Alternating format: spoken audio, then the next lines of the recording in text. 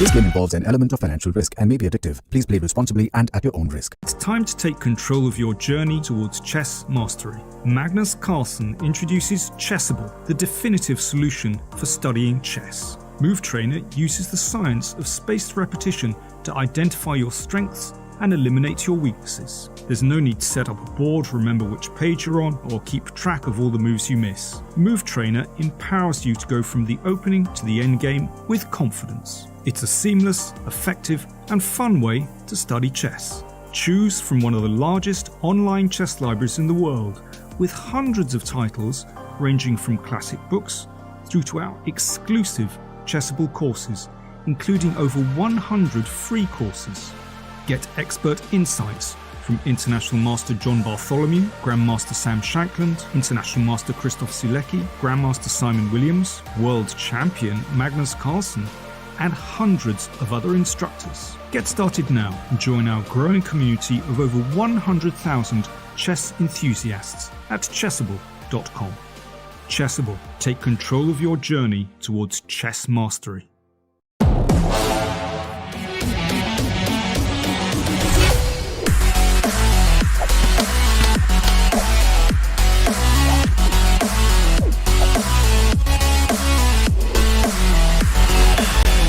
This game involves an element of financial risk and may be addictive. Please play responsibly and at your own risk.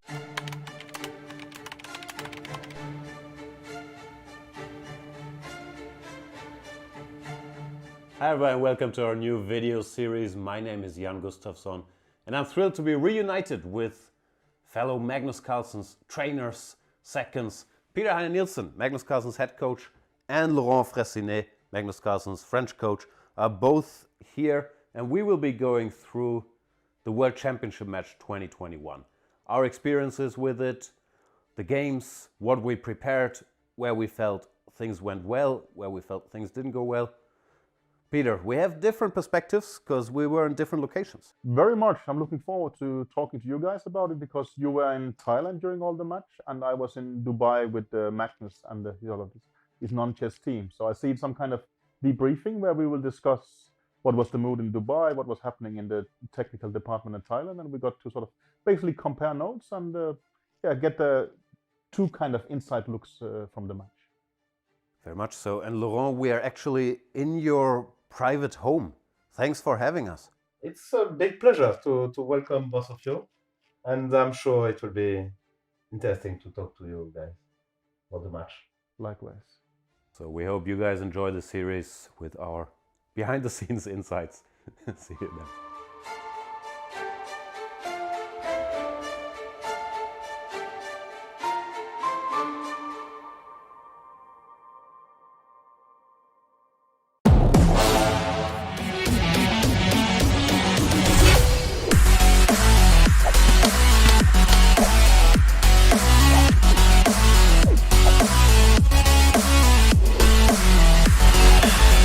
This game involves an element of financial risk and may be addictive. Please play responsibly and at your own risk. I kept Chessable a secret for 3 years at least, and I was using it for myself. And I, maybe never expected how big it would become.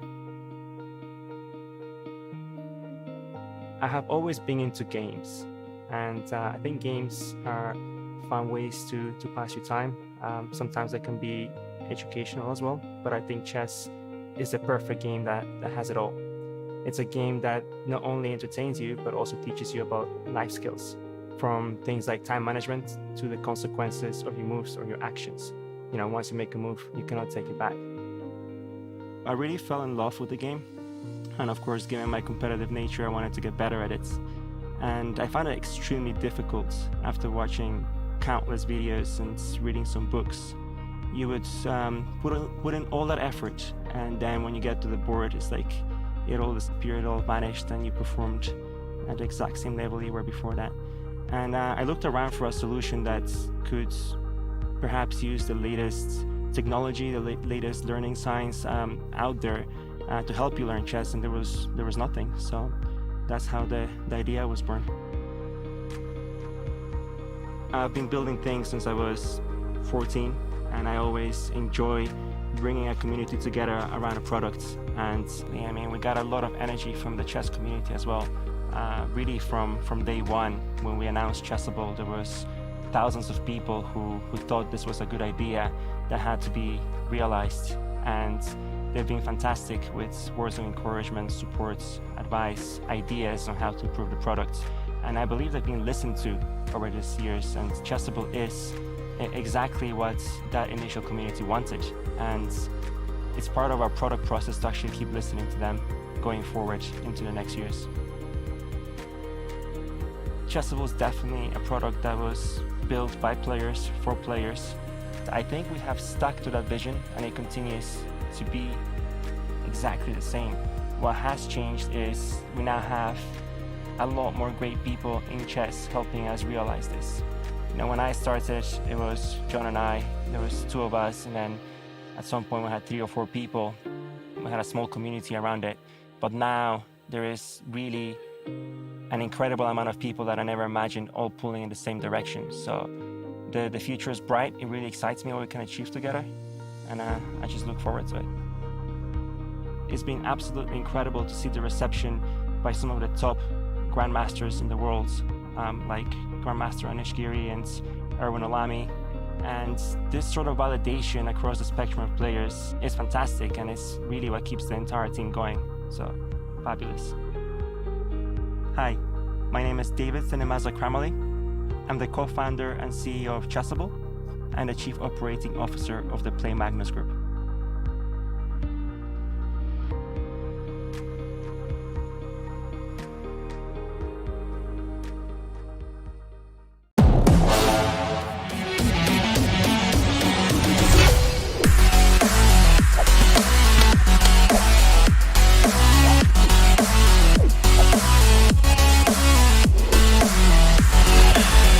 This game involves an element of financial risk and may be addictive. Please play responsibly and at your own risk.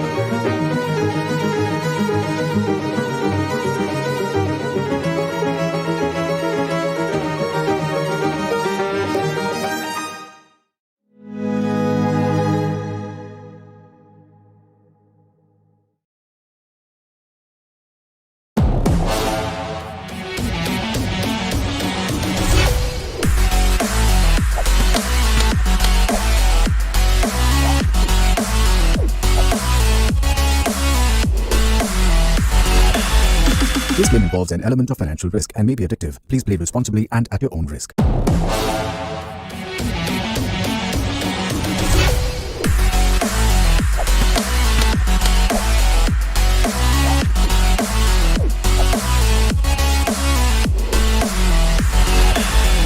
This game involves an element of financial risk and may be addictive. Please play responsibly and at your own risk. It's time to take control of your journey towards chess mastery. Magnus Carlsen introduces Chessable, the definitive solution for studying chess. Move Trainer uses the science of spaced repetition to identify your strengths and eliminate your weaknesses. There's no need to set up a board, remember which page you're on, or keep track of all the moves you miss. Move Trainer empowers you to go from the opening to the end game with confidence. It's a seamless, effective, and fun way to study chess. Choose from one of the largest online chess libraries in the world, with hundreds of titles ranging from classic books through to our exclusive Chessable courses, including over 100 free courses.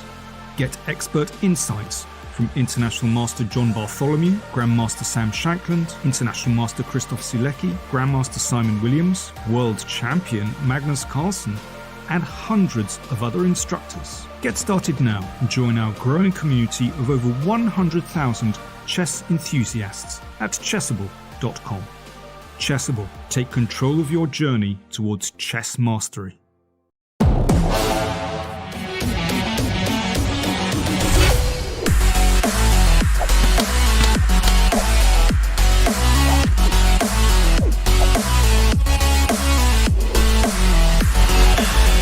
This game involves an element of financial risk and may be addictive. Please play responsibly and at your own risk.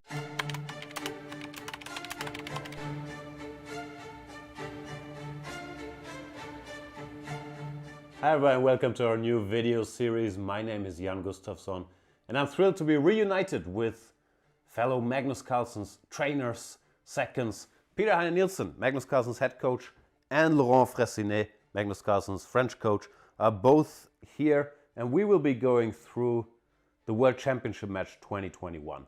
Our experiences with it, the games, what we prepared, where we felt things went well, where we felt things didn't go well. Peter, we have different perspectives because we were in different locations. Very much. I'm looking forward to talking to you guys about it because you were in Thailand during all the match and I was in Dubai with Magnus and his non-chess team. So I see some kind of debriefing where we will discuss what was the mood in Dubai, what was happening in the technical department in Thailand, and we got to sort of basically compare notes and get the two kind of inside looks from the match. Very much so. And Laurent, we are actually in your private home. Thanks for having us. It's a big pleasure to welcome both of you, and I'm sure it will be interesting to talk to you guys about the match. Likewise. So we hope you guys enjoy the series with our behind-the-scenes insights. See you then.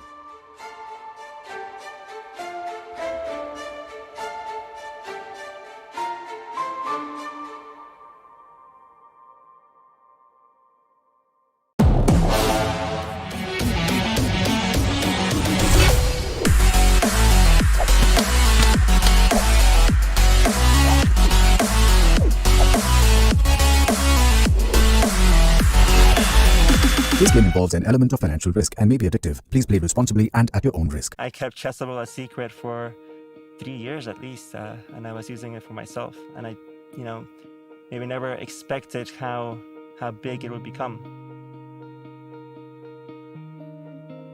I have always been into games, and I think games are fun ways to pass your time. Sometimes they can be educational as well, but I think chess is the perfect game that has it all. It's a game that not only entertains you, but also teaches you about life skills, from things like time management to the consequences of your moves or your actions. Once you make a move, you cannot take it back. I really fell in love with the game. And of course, given my competitive nature, I wanted to get better at it. And I found it extremely difficult after watching countless videos and reading some books. You would put in all that effort, and then when you get to the board, it's like it all disappeared, it all vanished, and you performed at the exact same level you were before that. And I looked around for a solution that could perhaps use the latest technology, the latest learning science out there to help you learn chess, and there was nothing. So that's how the idea was born. I've been building things since I was 14. And I always enjoy bringing a community together around a product. And we got a lot of energy from the chess community as well. Really from day one, when we announced Chessable, there was thousands of people who thought this was a good idea that had to be realized. And They've been fantastic with words of encouragement, support, advice, ideas on how to improve the product. And I believe they've been listened to over these years, and Chessable is exactly what that initial community wanted. And it's part of our product process to actually keep listening to them going forward into the next. Welcome everyone. We are back with the final day of the Indian Chess Tour sponsored by MPL, and I have GM Srinath with me. Srinath, welcome to today's show, and this is going to be an exciting day to look forward to because the match is, poised for a great finish. Thank you so much, Sahil. Good to be back and good to have you back. The people missed you so much yesterday, I had to reply to where is Sahil like literally every 15 minutes. Yeah, I'm sorry about that, everyone. There were some technical issues at my end, so I could not join yesterday. And fortunately, Srinath was there, so he carried the entire stream on his shoulders. And today, it's going to be an exciting day again. Thanks to MPL for organizing this event, giving a chance to all the youngsters. MPL, as you know, is one of the largest global esports and skill gaming platforms. They are having the Great Indian Gaming League with prize fund of more than rupees 2,000 crores. It's been 4 days, but I've still not counted all the zeros there. So chat, do check them out. It's going to run from March 24 to May 29th. Excited and looking forward to both the Great Indian Gaming League as well as the last day of the MPL Indian Chess Tour, the day 4. Will Arjun win? Will he carry his lead, or will Ronak catch up? Or will someone else catch up? It's going to be an exciting and gripping day. Indeed. I think it's time for the standings. We can have a brief look at how Arjun is at the top with 25 points. It's insane. We have Ronak right behind him, right on his toes, looking for any chance he can have to gain those 3 points to match up with Arjun. And then you have Abhimanyu Puranik and SL right there as well. So very strong lineup, followed by Gukesh. Oh my God, Sri. This is going to be a blast in the final 3 rounds. Absolutely, and it's fascinating standings, Arjun on top with 7 wins, 4 draws and 1 loss, and Ronak right behind in the second place with 7 wins, 1 draw and 4 losses. In the conventional standing system, Arjun would have 1.5 points more. He would have 9 out of 12 and Ronak would have 7.5. But this 3 points for 1 win format, it is really a game changer. It allows you to be rewarded for decisive games. It allows you to be rewarded for your wins. And the person who has more on the wins column has the highest points. 7 wins, they are on top of the standings. SL with 6 draws, very creditable performance. He would have a pretty high score. He would be sitting on the second place. He would be where Ronak is in the conventional standing system.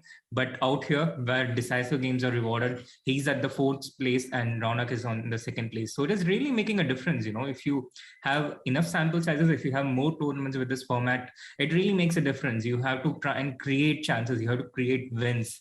And it kind of reminds me of how Test cricket used to be played once upon a time, There used to be so many draws. Teams would take 2 days to score 500 runs.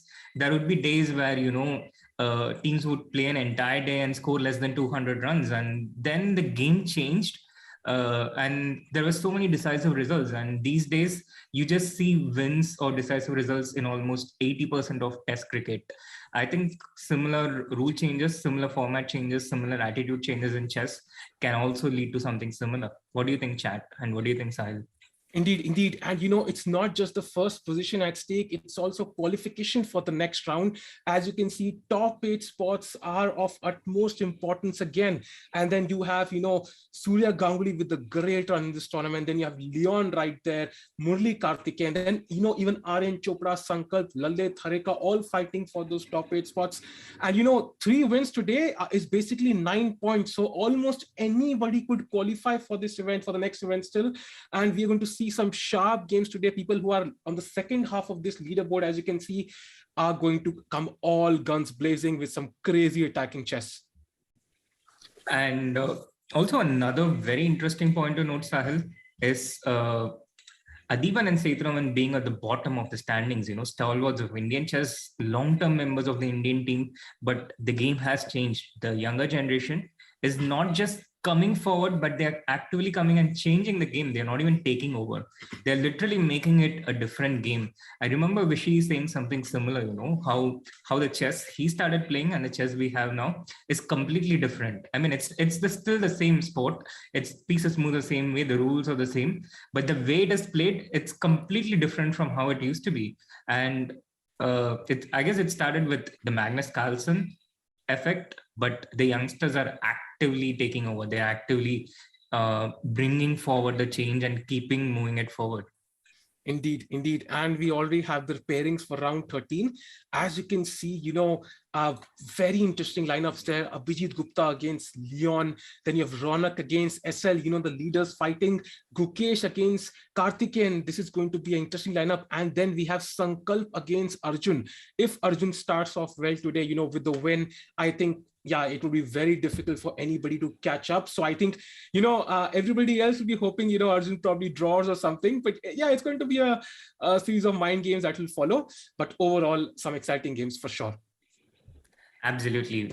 Overall, some exciting games. And it's not easy to give advice, you know, even as a coach, on how the strategy of the player should be, whether they should be solid and be happy with a draw, or whether they should try a bit harder, go for it. What would, you know, you're a very successful coach yourself, Sahil, having recently led a team to a win in a very popular format, something no other coach has achieved, by the way. So what would your strategy be if you were advising one of the players? In terms of that tournament, I would credit the players more than I would credit myself. I think that they actually prepared a lot, but I'm sure these guys are preparing even harder. But all I would say is, I think when you're at the finish line, you're close to the finish line, I think just trying to not focus on the results and focusing on the game. I think this is pretty much well known to all these players. I think Arigesi Arjun, he's been on a winning streak. Yeah, I mean, he's not missed a single tournament. That's where he's not at the top. So I think, I mean, he doesn't require advice. I think he knows it's just another day at business, you know, something very normal to him.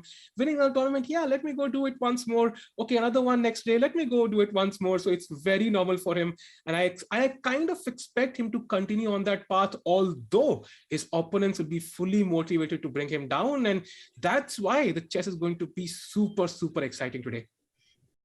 Absolutely. It's a very tricky decision, to be honest. Yes, Arjun is very familiar with this zone. He's been literally living here in the #1 spot, the winning place, and all those things. But you know that, first of all, you know that someone is not going to win all the time. And there is always a time when it doesn't happen. There's that one time it doesn't happen.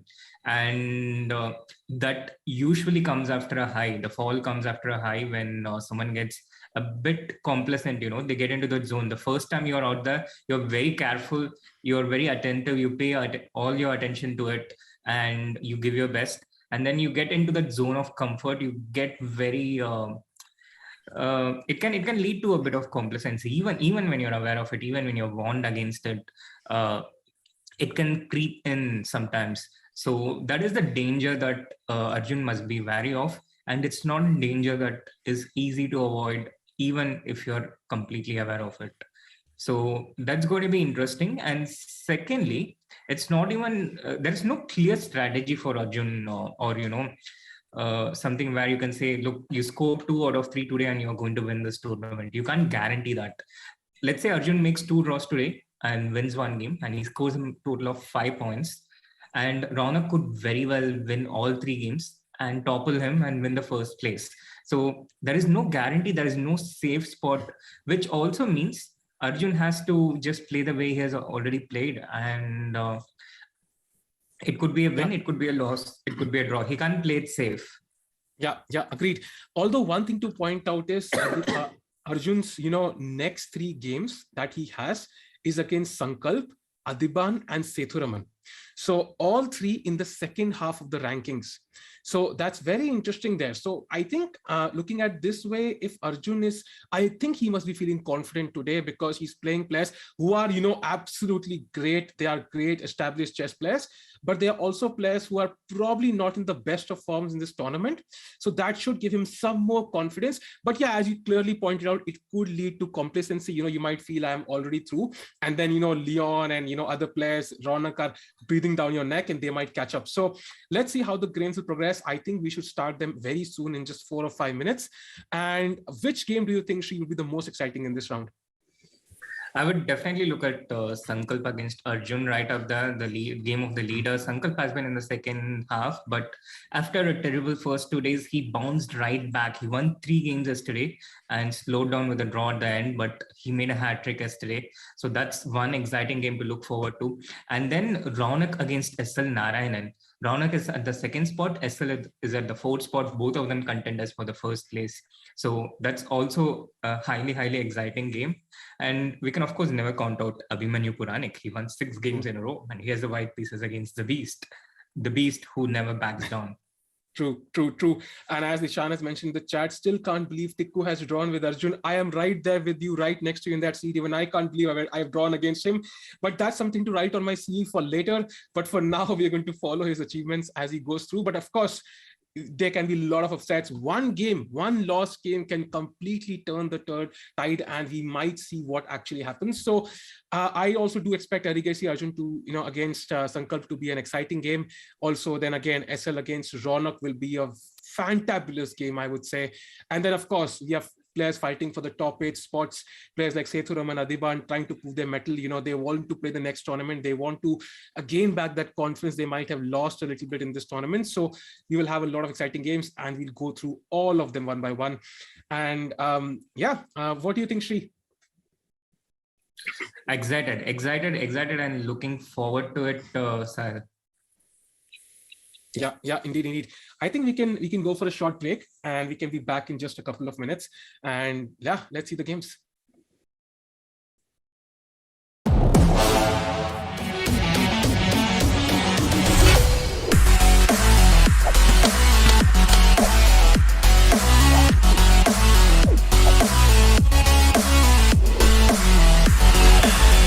This game involves an element of financial risk and may be addictive. Please play responsibly and at your own risk. It's time to take control of your journey towards chess mastery. Magnus Carlsen introduces Chessable, the definitive solution for studying chess. Move Trainer uses the science of spaced repetition to identify your strengths and eliminate your weaknesses. There's no need to set up a board, remember which page you're on, or keep track of all the moves you miss. Move Trainer empowers you to go from the opening to the end game with confidence. It's a seamless, effective, and fun way to study chess. Choose from one of the largest online chess libraries in the world, with hundreds of titles ranging from classic books through to our exclusive Chessable courses, including over 100 free courses.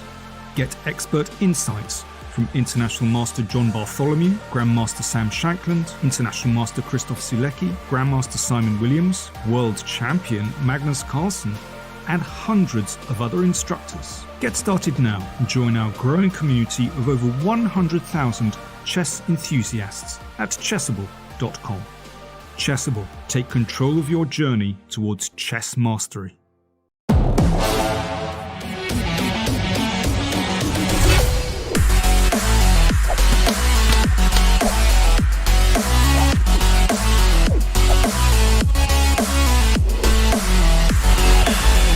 This game involves an element of financial risk and may be addictive. Please play responsibly and at your own risk.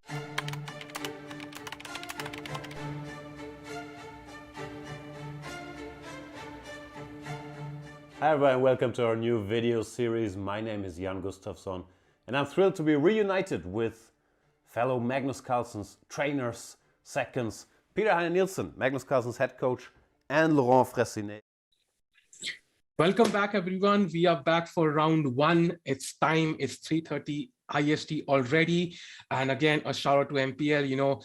They've done some amazing things for Indian chess, and you can definitely check out the Great Indian Gaming League that is going to take place from 24th March, 29th May with 2,000 crore rupees, the total prize fund, which is just insane to even visualize.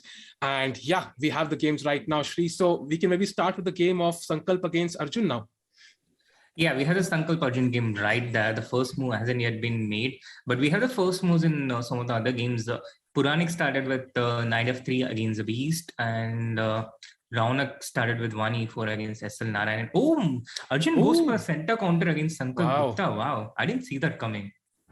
Yeah, that's very surprising. Even I didn't expect it at all because, he's in such a comfortable situation. Maybe he did not need to go for this, but I think that also shows how confident he is with his prep and with his, feelings right now. He's feeling, okay, I can handle this. I can do what I want to do. And maybe he has seen some weakness in Sankalp's way. He has prepared something because, in rapid chess, preparing is not as simple as classical chess, but at least for the first round of the day, it's very much possible to prepare really in depth. And maybe he has seen something of a flaw in Sankalp's prep, and let's see how it goes. Absolutely looking forward to it. And a bit of an additional information, Sankalp and Arjun are actually very good friends. They are very similar in age group. And they were part of this team, the World Under-16 team, in which I was the coach in under 2018, in which Divya was also there. And they have been quite good friends since then. And this is the one game where I had absolutely no clue what was coming, because I work with both of them, and the one game I couldn't discuss with either of them. So the E4 D5 thing was a genuine surprise. Yeah, true. And somebody saying, where is Nihal? You might see Nihal in the coming tournaments, Ishan. Don't worry, I think he will be there. But for now, I think it's Erigesi Arjun playing against Sankalp. Sankalp has the white pieces. And Shri, do you think this move F3, it will create some complications for the white king now? Or is it just opening theory and white is doing what he knows exactly? I think white is doing what he knows, and also I expect white to castle long at some point. So I think it keeps the options open, and it's one of the advantages of delaying the development of knight to f3. I think Sankalp did that consciously and deliberately so that he can drive away the bishop. On the other hand, it seems like this was something Arjun expected, and he's just blitzing out the moves. So honestly speaking, if Arjun has this prepared, then he's going to get the kind of position that he wants if he's not bluffing. Yep, and he has played c5 very quickly. And so white's king is not castled, and he needs, either he can castle king side or he needs at least 3 moves to castle queen side. So black is like, let me counter in the center immediately with the move c5. And so he will of course like to plonk his knight on c6, but white has d5 for now. So let's see how the opening progresses. Although the queen can be attacked, white takes on c5. Very interesting choice by Sankalp there. He takes on c5. And now how do you think black will capture back? Will he take with the queen? Will he try to play e6 and then capture with the bishop? If I can do e6 and bishop into c5, I will do that. If it is concretely possible. There's also the option to do the same with e5. And if I can do it as black, I would try and get my bishop developed in one tempo, because I've made a lot of moves with the queen already as black, queen d5, queen e5, and to move it one more time, queen into c5, I'm spending a lot of tempos with just one piece. So if I have a choice, if I can do it, I would bring another piece into the action, so I have more of my pieces playing. And there he goes with e6. Yeah, that's evidence for you that one of the great minds behind the rise of Erigesi Arjun is Shri, following this advice very quickly, and he will probably try to take with the bishop. White tries to defend it, but to be honest, black can still take it. And a way to kind of completely equalize would be to just take and play something like queen d4, which would really piss Arjun off. He would have aimed for a fight with his e4 d5. So if the position kind of liquidates like this, he wouldn't be happy about it. But on the other hand, white doesn't really have much out of the opening. So it's an equal position. And if white wants to keep things safe, then he would go towards that direction. Bishop into c5, queen into c5, queen d4. Not quite in Sankalp style, but if he wants to play it safe, that would be what he does. True, indeed. And maybe we can switch to another game for a brief moment. I think this is going to be a few exchanges now. So maybe we check out the game between Aryan and Sethuraman, because there's a knight on h5, which is a bit awkward, but for now it all looks safe, and black is countered with the move f6. And so how do you expect white to react to this? First of all, I think it seems like there's evidence that Sethu is really going for it. Yeah, he started with one e4 g6, the modern defense, and it shows. I think to me it shows that Setu really wants to win the 3 games today and try and get into the top 8, or at least make the best out of this tournament. Now, as far as this position is concerned and how he will react, it looks like e into f6 is the only move, no? Because if I play something else, the e5 pawn hangs. Is there another way? I don't see it. Yeah. He should probably end up taking. Somebody in the chat is asking, how did India manage to get this brilliant generation in chess? To be honest, it's thanks to people like Srinath only, who have put in a lot of effort behind these kids, trying to train them, get them better. And also players like me who have voluntarily, sacrificed my rating so that they can go up. So it's a combination of all these players. But overall, I think it's their hard work. I think, a coach can definitely show you the direction, but I think these guys are really hardworking, really ambitious. And Arjun, I think his rise has been very dramatic. And I think all these guys, in fact, not just Arjun, are going to make India proud someday. And they have already in many occasions, but we might as well see somebody playing the World Championship in the coming years. It's totally possible. It's a combination of so many different things, different generations working together, taking things one step forward, so much more opportunities.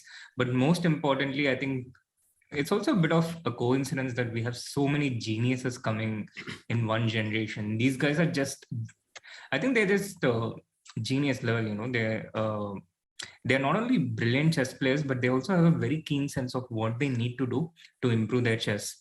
They have that intuition, which, for example, it's not natural. A question that a lot of people have: how do I improve? How do I get better? They're very good at answering these things themselves, and I think that also plays a major role. And we have this coincidence of so many geniuses coming in just one generation. True. Talking about geniuses, I think maybe we can have a brief look at the game between Ronak and S.L, because that's an all-important game. Because if any person ends up winning that game out of S.L and Ronak, I think the other will have a very tough job of, let's say, at least reaching the first rank. So this is going to be a very important game. Ronak has the white pieces. He would like to win this and try to at least give a challenge to Arjun in terms of the first rank. And he has put his knight on e4. And moves like f5 feel really tempting here to me. Shri, what do you think about the move f5? Because when I look at this position, I'm like, okay, this looks like a free tempo. Let me play f5. Is the weakness along the diagonal something white has to be wary of? I think the thing with a move like f5, it increases your control of the center, but what it does is it instantly weakens the e5 point, and that should be something you should be very careful about, because the pawn structure itself in general, when when black plays d5, white takes c into d5, what it does is it opens the d line for black and it opens the e line for white. And the attention immediately shifts to the e5 pawn for black and the d3 pawn for white. So knight into d5. Right now, due to tactical reasons, the c3 pawn is hanging, and also with knight into e5, rook into e5, quite often there are moves like queen f6 hitting the f2 pawn. So white usually slowly goes about exerting and increasing the pressure on the e5 point. But if black plays something like f5, it can get very provocative. White would just go knight g3, and you can't take the pawn on c3 anymore because the e6 bishop would hang. And gradually this e5 pawn would become a weakness. So you have to be very careful when you make a move like f5, I think. Indeed. And black has just played the move rook to e8, and Ronak simply defends the c2 pawn with the move queen c2. And it's S.L who's thinking right now. We might see, I think there's going to be clear incentive for people to go for the initiative now, because, the standings are so close, especially for somebody like Ronak and S.L, because they're kind of almost short of a spot in top 8, not just yet, but almost there. So they know, they have nothing to lose almost. So they will go all in this game for sure. And it will be fun to follow this game for sure. And S.L very focused. Ronak has his typical pose. He's playing around his hair. I think in all these many tournaments actually all across the world which he plays, and we'll see what happens. So maybe we can have a brief look at the game between Arjun again, because as I can see, it's gone into an end game now, and this looks more and more like a draw to me. More and more like a draw. What do you think, Shri? It's very equal, Sahil, but still some way off to actually becoming a draw. And I think black for now has a bit of initiative because white's pieces are not quite coordinating. I would imagine if white had a setup with b3, c4, bishop to d3, then it would be better for white. But right now his pieces are not quite with coordination. But it's interesting the game went in the direction which we are talking about with this d4, knight into d4, and if only I could read Arjun's mind at that point.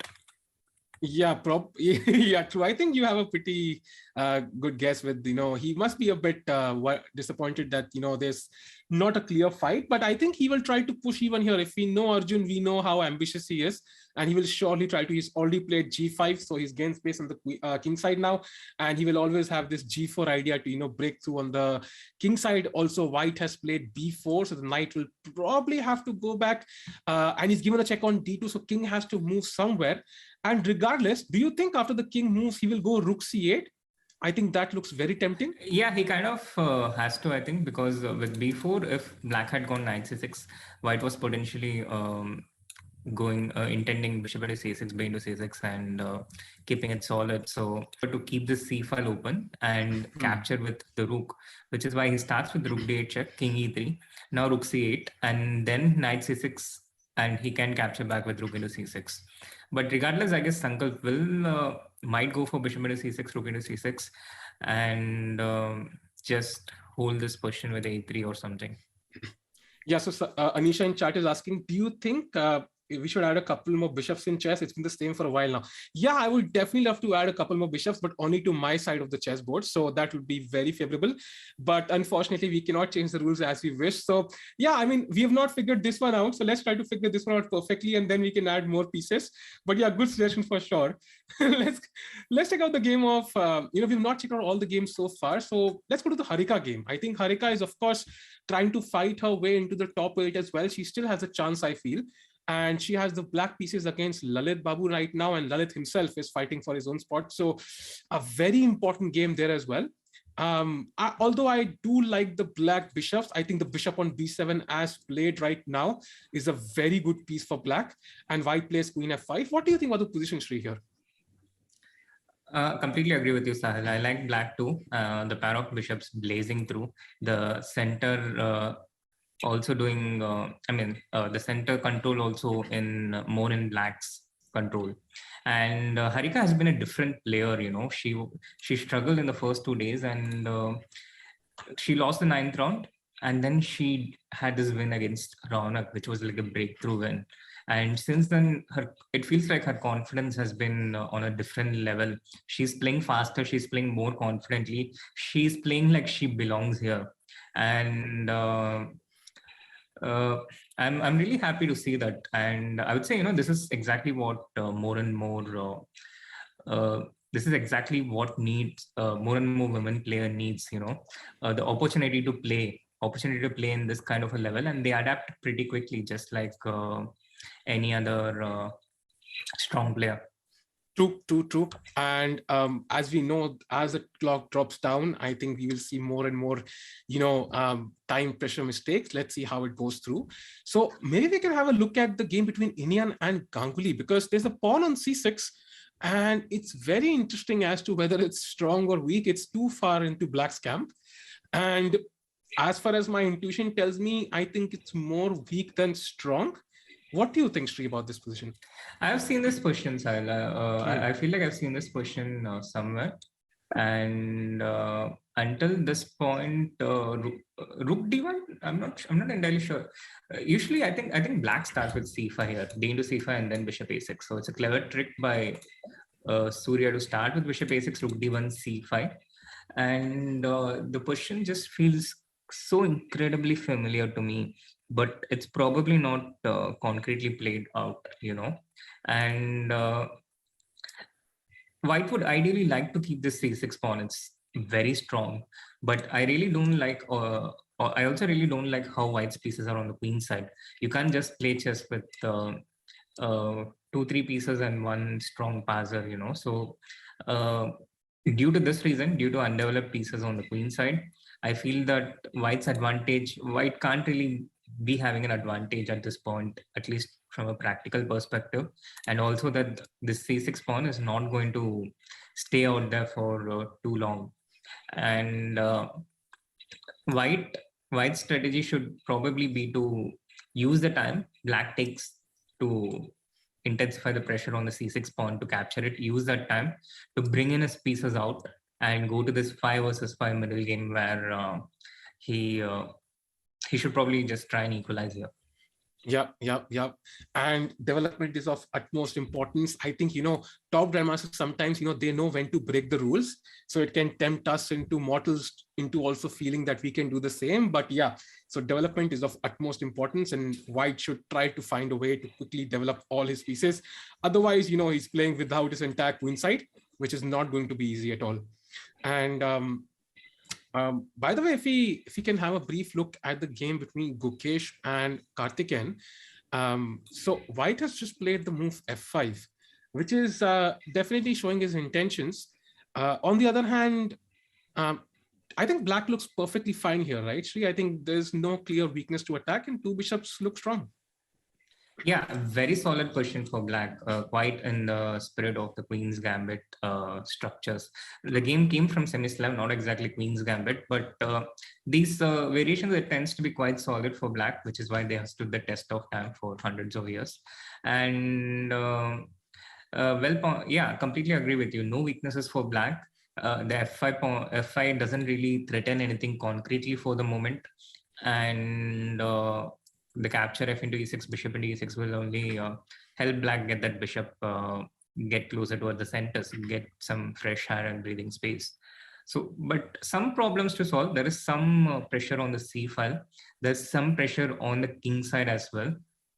Some minor problems to solve, but nothing unsolvable.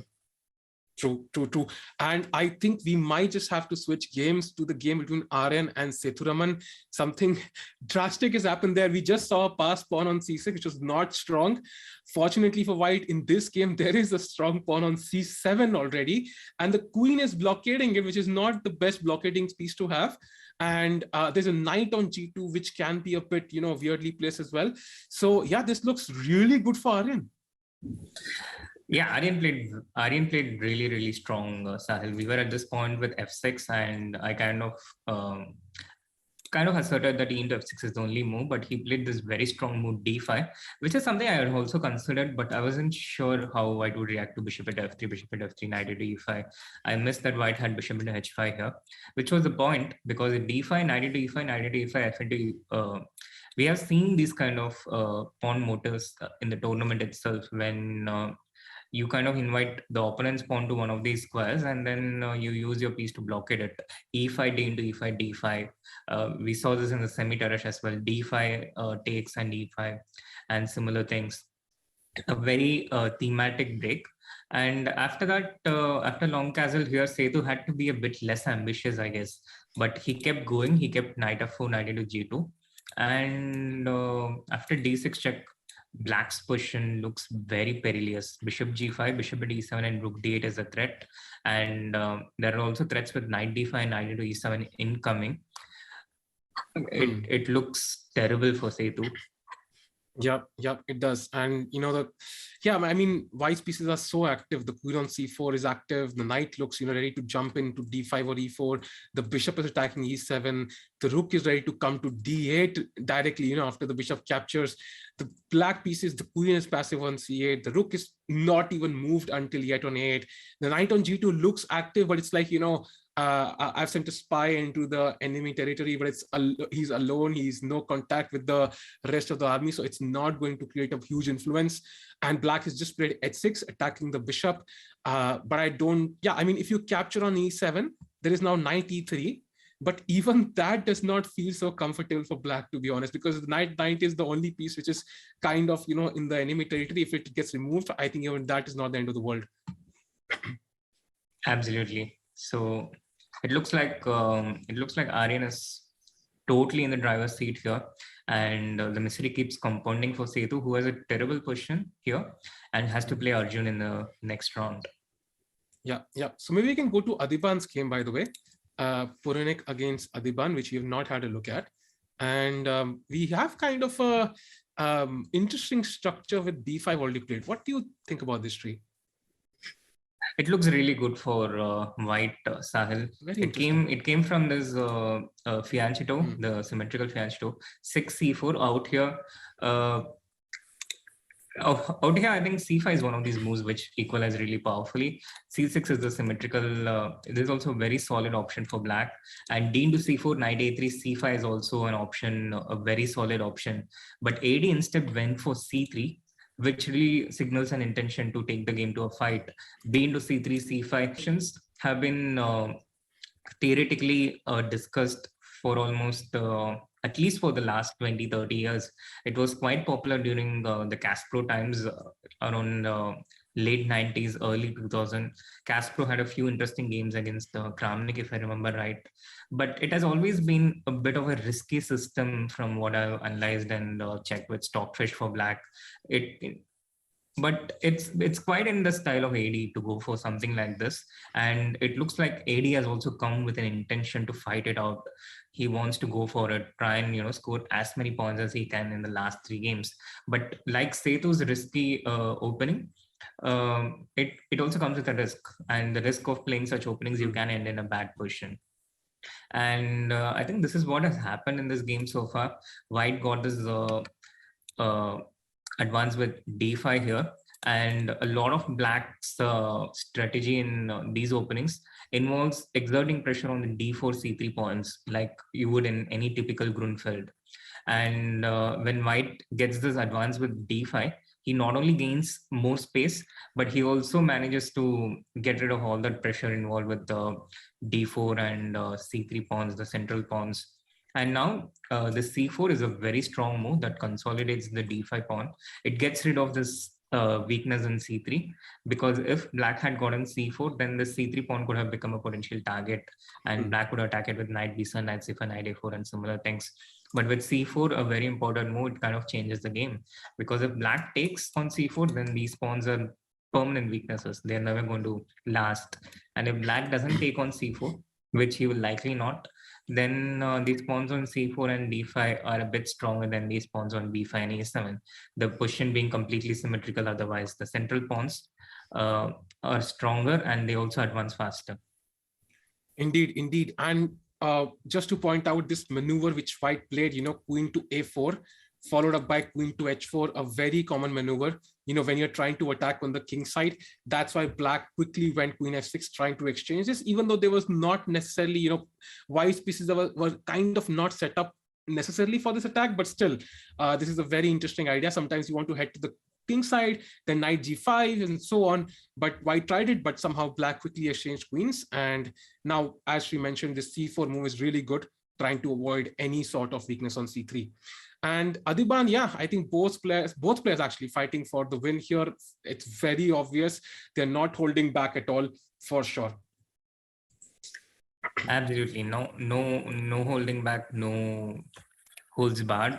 But AD's time situation, once again, a bit worrying.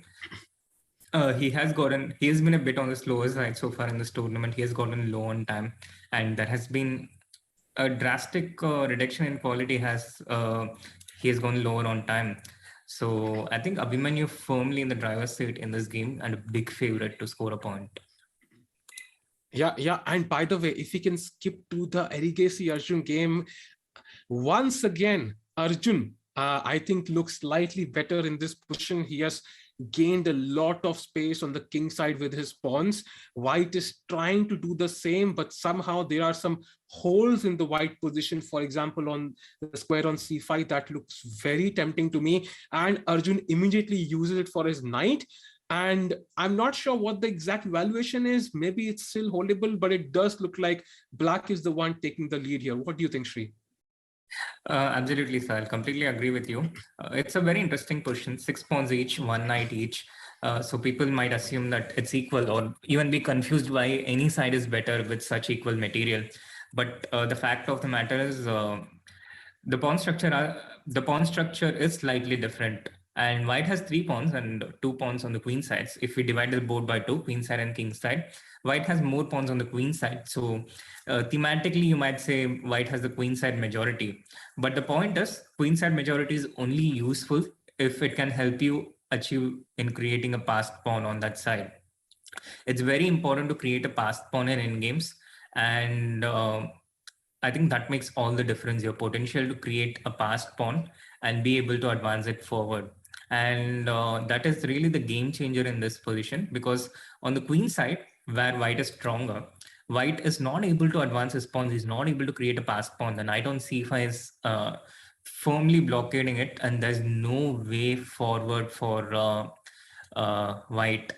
Whereas on the other hand, black can create a passed pawn quite easily. He can, just play something like e4, f into e4, f into e4, and he has that passed pawn. So this is exactly the reason why black is clearly better here in this position, and black is dictating terms. And yeah, and they have enough time on the clock as well. So I don't see any time trouble blues coming up in this game. And if Sankalp ends up losing this, Arjun will, stretch his lead even further. And the guy who's right behind Arjun, will probably should move on to his game to see how well he's doing.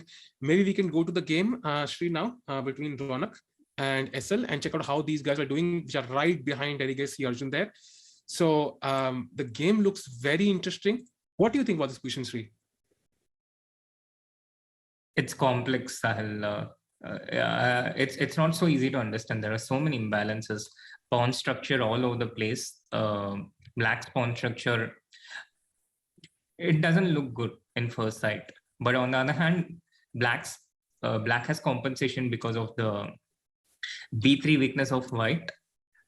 Not quite relevant for the moment, but it does tie down some of white's pieces. And on the other hand, the other battlefield is in the center, and on the queen side and the center, black is maybe a bit stronger. The d4 pawn, the rook on b8 on an open file. On the king side, white is completely stronger. White has the initiative, and white has a lot more firepower out here. Something like knight in h6 would be tempting, but it doesn't work because of rook h4, rook h5. Black has this move, but white can prepare it with something like queen f3, and all these threats abound. So I think practically a bit more better for white, because checkmate happens on the king side, whereas you win a pawn on the queen side. So a bit more inconvenient for black, I would say, practically. But if black manages to defend and parry white's attack, then black would be better strategically. So it's double-edged this way. By the way, how many players here do you think have a gaming chair? I think Ronak is the only one, right? As far as I know. Ronak is the only one to do what? To have a gaming chair. I think so, right? Oh yeah, quite possible. At least I think Ronak is the only streamer among this. Yeah. I think he's the only one. Of course, AD is there. I forgot about AD completely. But okay, not surprised by that. But yeah. But understandably so, because there hasn't been any content by AD in since centuries. True. Absolutely true. Maybe we should have a look at his game as well now, as we have come to AD anyway. And as of now, AD does seem to be in a bit of pressure. Although he has this pawn on b3, which is not so simple to capture back, because you also need to protect the c4 pawn. So what do you think white's plan should be here, Shri? I think because as you can't immediately possibly take, he plays knight e4. What do you think about knight e4 here, Shri? White's plan should be to ignore b3, which should not only be white's plan, but I think a general advice for everyone out there: ignore b3. And I think Adiban is sure to play b3 whether he is white or black now. He's like, okay, I have black pieces, I cannot put it there, but my life's mission or this game's mission is to simply plonk the pawn all the way to b3. And white is like, fine, dude, you have a course. I'm not even going to capture it back now. So let it stay there forever. Yeah, because if you touch this b3 pawn, then black gets really good counterplay. Rook b8. You can defend with rook b1, but knight into c4, and there are problems everywhere else. So don't touch that pawn. but instead go after the c5 pawn. That makes a lot of sense from Abhimanyu's perspective. His strength is in the center, so he has to make advances in the center. And in fact, apart from knight e4, it was also an option for him to ignore everything and just advance and make improvements in the center. E4 is a good move, not just in this position, but also on the first move and in general. So e4 would have been a good move here. Knight e4, bishop f5. Now game really looks complex. Things are turning around. Knight into c5, bishop c2. AD really knows his priorities. The b3 pawn is his priority, his trump card in this position, and he has defended it, he has cemented it. Now knight into c4 is a threat, and Abhimanyu probably needs to sacrifice an exchange in some form in order to keep the game going. By the way, we should quickly switch to the game, Arjun's game again, because something interesting has happened there. Maybe Arjun has already taken a huge I would say step in actually winning the game, because he played knight f4 and then white went back to g1. That is not a good sign. That is not a good sign, but I guess his hand was kind of forced, yeah, because if he took this, then this looks like a completely lost pawn in game with this protected passed pawn. And I also sense that it looks like Sankalp has kind of given up or gone on a tilt, given how much time he has. He has 8 minutes. He didn't slow down. He didn't attempt to defend. He didn't attempt. It looks like he didn't attempt to mount resilient defense. Meanwhile, Arjun has taken his time. His opponent has double the time that he has. We haven't seen that anywhere close in this tournament. And this hedge passed pawn will be very hard for white to stop. It's so far away from white's king. The king cannot rush that, because then he would lose the whole of his queen side. So he doesn't have that option. And it looks like Arjun is just simply winning here.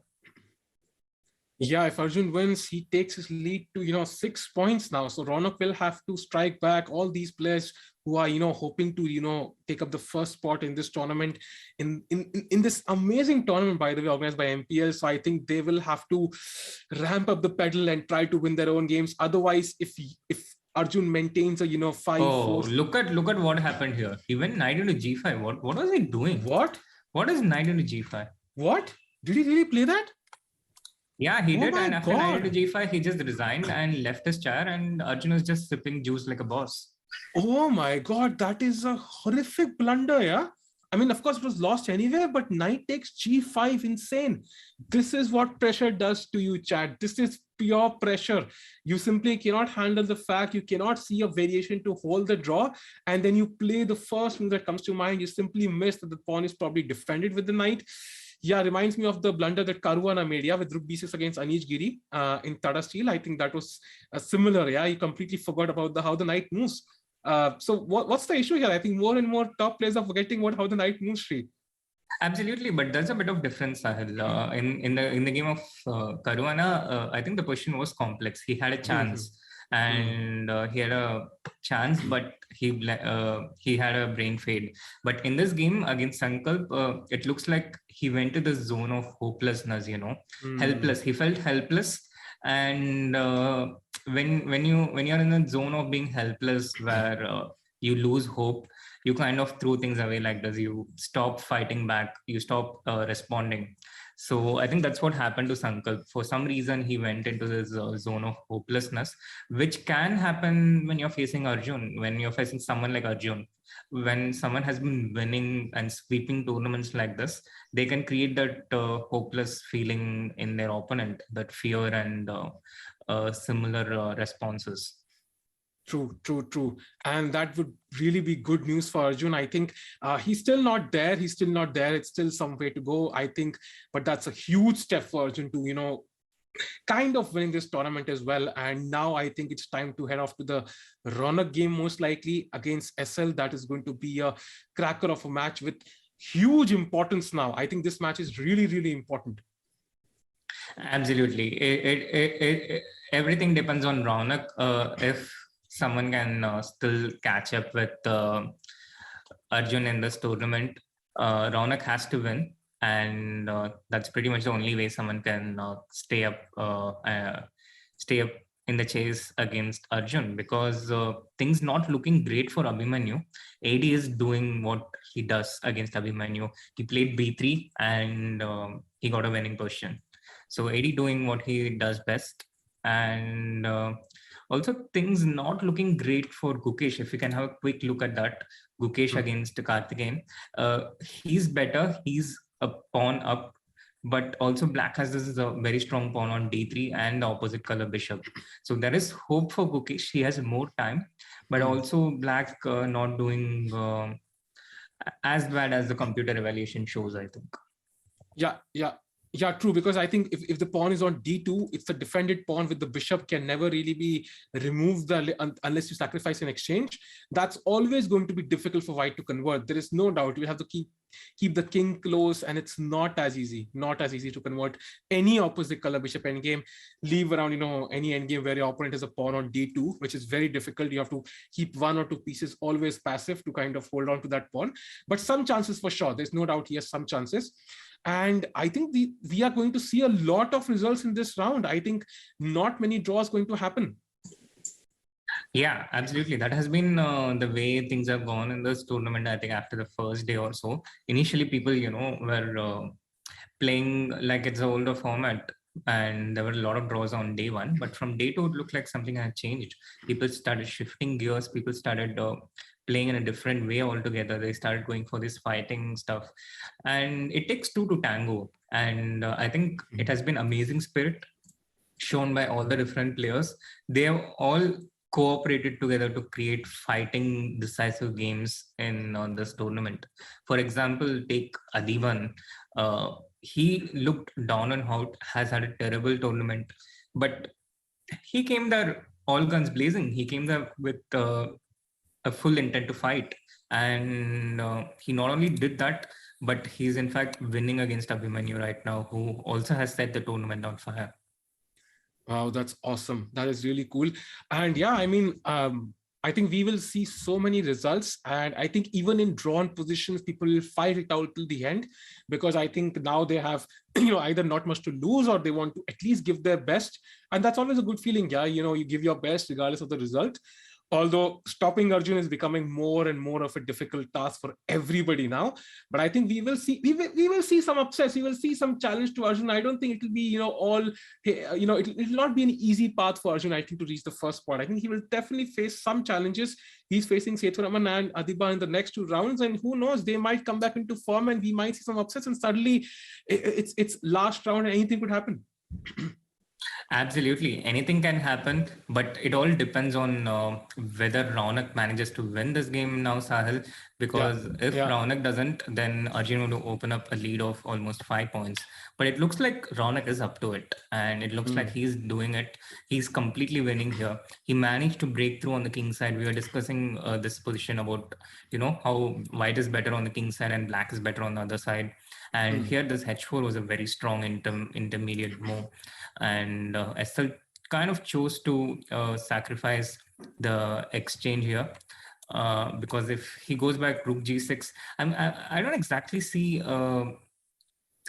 how devastating this is for black, but it looks bad at the very least. Rook into f5, attacking the pawn on f7, having pressure on the c5 pawn, a5 pawn is falling, and probably all these things convince S.L that he had a better practical chance if he sacrificed the exchange, which he did. But white is just now mopping up all the pawns. He took the c5 pawn. Here d4 pawn is hanging, the g5 pawn is hanging. He captures it with a check. The a5 pawn is hanging. White just has to be careful to avoid some kind of a perpetual attack on his king. And that should be easily manageable because black is attacking with very limited force. True. And black's king is also weak. True. If I think when I learned about the exchange sacrifice first, I think one thing that was told to me was, if you sacrifice an exchange, most important is not to have any clear weaknesses, and your king should be safe. Then you kind of have a free hand to move around with your minor pieces. If your king is weak and if you have a lot of weaknesses, then the rooks can simply come in and chop off all these pawns. And that's exactly what might happen in this game. Although there are some chances practically, because, one mistake and they could be some petrol for sure, as you mentioned. But yeah, now f6 played by black. And very interesting. So now rook c7 is coming again with check. And, white is capturing all these free pawns with check. And that does not look so great for black. Absolutely. Everything being captured with check, it does not look great. But as far as black is concerned, he has to just try and prolong the game. When you're worse, when you're this worse, you have to keep it going one at a time. Like you have to just survive. It's like driving a car on a dark night. You see 100 meters and you have to just keep going. You can't think past that. It's similar here. You have to just keep surviving, and then opportunities open up. If you survive for long enough, if you keep resisting, it frustrates your opponent. You show that resilience, and it also opens up opportunities for you if you stay there long enough. True. And the time situation also looks very complex, because both players have around 2 minutes now. So, when you have such low time, then yeah, I've seen people blunder out of perpetual, and it is possible for Faisal to come back. But most likely, Raunak Sadhwani is also going to win his game. And that means he will also gain 3 points. He'll be right behind Arjun. So Arjun not completely through as the winner of this tournament just yet. By the way, if you go to Gukesh's game, White's king has walked up all the way to g4 now, and I think he's not going to stop at that square either. Very well pointed out, Sahil, and very interesting. He advanced the king because he chose not to get boxed in on g1 and h1, but it looks like the advance hasn't quite gone well for Gukesh, because he lost his h2 pawn.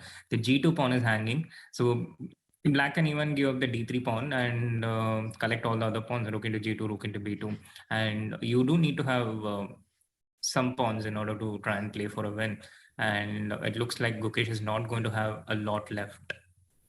Yeah, 2-2-2, and this might peter out to a draw because again, opposite color bishops, high drawish tendency, and we will see some draws as well.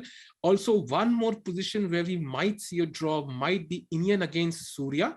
We saw a similar endgame, I think, where we expected a draw on day 2, which feels like just yesterday for me for some reason. I don't know what that reason is. So so we have, black has 2 pawns on the queen side, white has 1, but there's an edge pass pawn, so should be an easy draw for both sides. Although you never know with these positions. Yeah, I mean, white should probably take on a5 very quickly. You're right, Sahil. You never know with these positions. The only way to find out is by calculating to the end, which means you either need to have a lot of time or you need access to stockfish, neither of which the players have at this point. True. But looking at it, rook e4 check is a very clever move by Surya. If the king goes to g3, then the king can potentially get cut off. That's what he's aiming for. And if the king goes to g5, then he had to calculate this rook e5 check related stuff, and whether the black king would catch the a pawn, this pawn would queen, the white king cannot catch it. So he had to go king g3. And now Surya is in with a chance, because this position where the rooks will be off the board, this rook will be off the board with the pawn on b2. This white king can get stuck, can get cut off from the board. So I think Surya is in with some real winning chances here. And like, I think the first rule of rook endgames is, rook behind the passed pawn. What do you think about the move rook to f5 and rook f1 here? It does feel a bit, counterintuitive, because black, the a5 pawn is anyway weak. I can simply play rook a4 and chop that pawn off. And then, black's pawn is much more advanced. Has white made a mistake?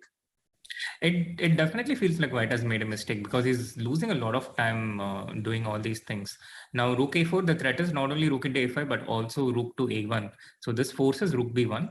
And after rook b1, rook into a5, if this rook is on a4, then it's a completely winning position for black, because, for example, without this rook, just wasting some moves, this position is completely lost because the king can never come up.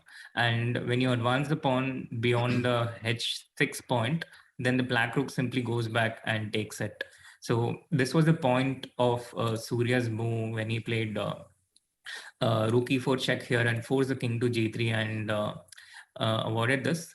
And now Indian is also probably realizing that he has made a mistake and he's losing. Yeah, so again, you can see how simple endgames can turn out to be so complicated, Chad. It's not easy and under pressure to kind of come up with the correct moves.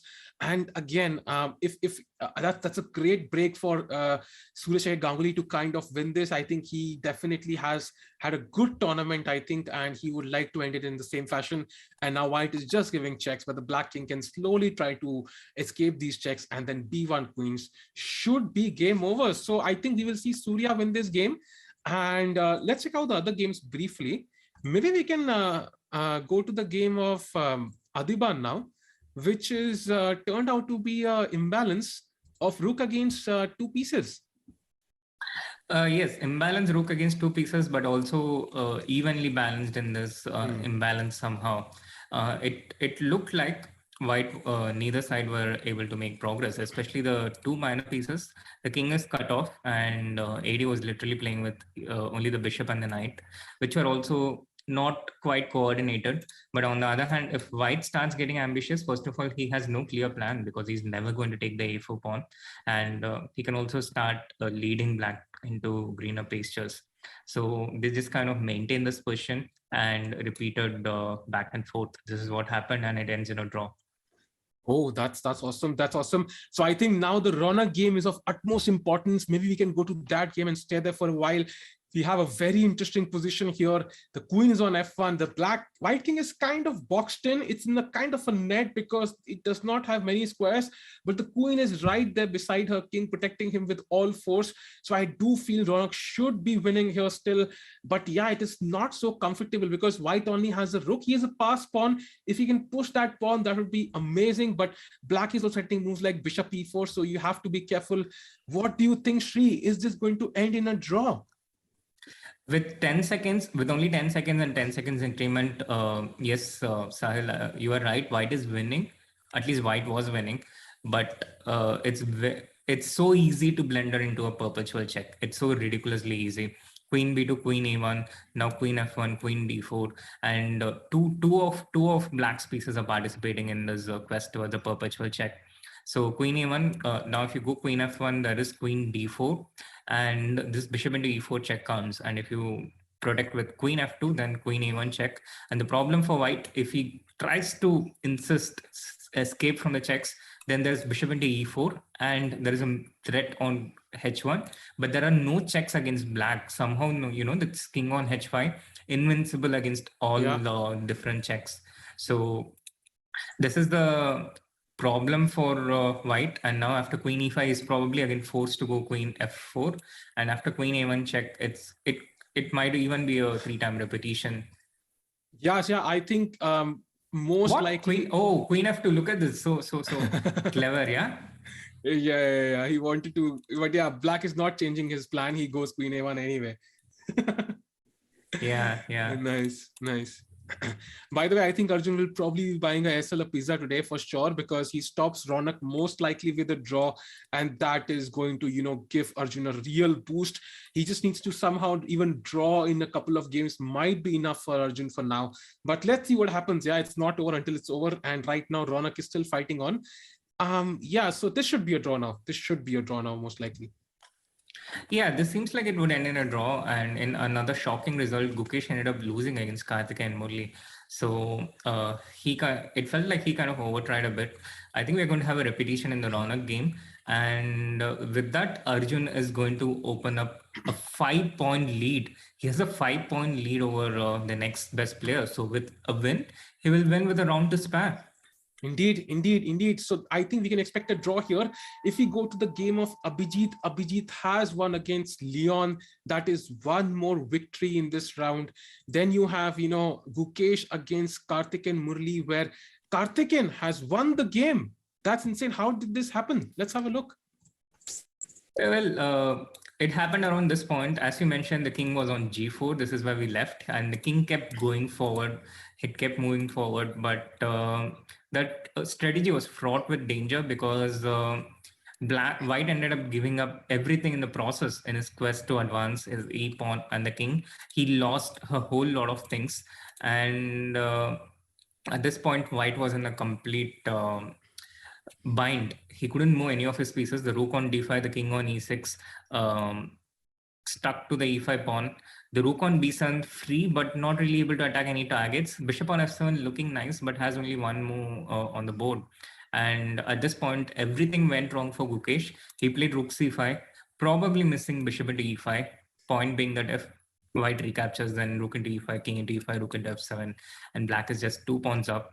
And it got compounded when he played bishop e8 check, the only available move for the bishop. King h6, and now after king d7, black just simply took rook into e8, exploiting the fact that the white king cannot take king into e8 because of a discovered check and losing a piece. True. So that means, Karthikeyan winning a crucial game against Gukesh. Let's go through the results one by one, whatever results we have. First of all, Sethuraman has lost to Aryan Chopra. That was sad result for Sethuraman. I think he is definitely not having a great tournament. Then you had Gukesh getting crushed by Karthikeyan. Over ambitious play by Gukesh, but I think he had a plan, but it somehow was very dangerous, as Sri correctly pointed out. He had to go for it because with a draw he was still quite far behind, so he literally had to go for it. That's pressure. And then Ronak has drawn against S.L. Somehow S.L. held on in that position in time pressure. Ronak could not find the best move. Abhijit Gupta has defeated Leon in a very crucial game. Then you have Suresh Ganguly winning a marvelous endgame against Indian P. Indian had a draw there, but he somehow could not play the best moves. And then you have Harika and Lalit Babu drawing their games in an opposite color bishop endgame. We've seen a lot of opposite color bishop endgames in this tournament which have ended in a draw so far. And then you have Abhimanyu against Adiban also drawing their game. And finally, Adigesi Arjun winning against Sankalp Gupta, taking a 5-point lead over his nearest rival. This is a very interesting last 2 rounds remaining. Absolutely, Sahil. Really looking forward to it. Arjun has kind of succeeded in killing the interest in the tournament by taking such a big lead, but he's kind of getting in the habit of doing it in every tournament he's playing. He's absolutely dominating. He's literally destroying anything that comes in a way. It feels like watching Bahubali. Yeah, for sure.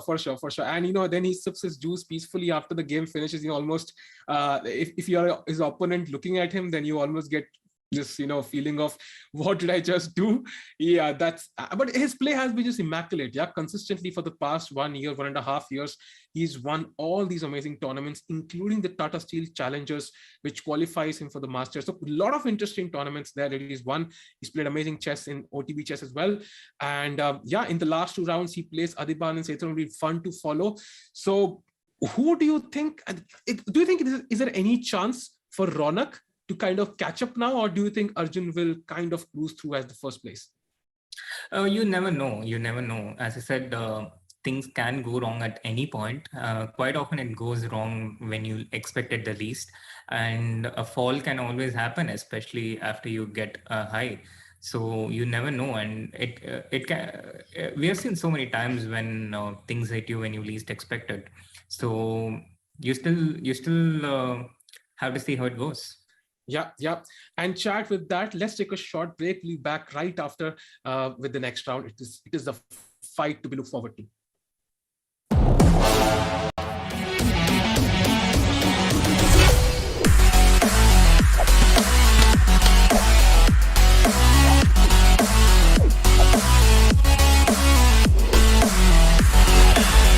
This game involves an element of financial risk and may be addictive. Please play responsibly and at your own risk. It's time to take control of your journey towards chess mastery. Magnus Carlsen introduces Chessable, the definitive solution for studying chess. Move Trainer uses the science of spaced repetition to identify your strengths and eliminate your weaknesses. There's no need to set up a board, remember which page you're on, or keep track of all the moves you miss. Move Trainer empowers you to go from the opening to the end game with confidence. It's a seamless, effective, and fun way to study chess. Choose from one of the largest online chess libraries in the world, with hundreds of titles ranging from classic books through to our exclusive Chessable courses, including over 100 free courses. Get expert insights from International Master John Bartholomew, Grandmaster Sam Shankland, International Master Christoph Sulecki, Grandmaster Simon Williams, World Champion Magnus Carlsen, and hundreds of other instructors. Get started now and join our growing community of over 100,000 chess enthusiasts at chessable.com. Chessable, take control of your journey towards chess mastery.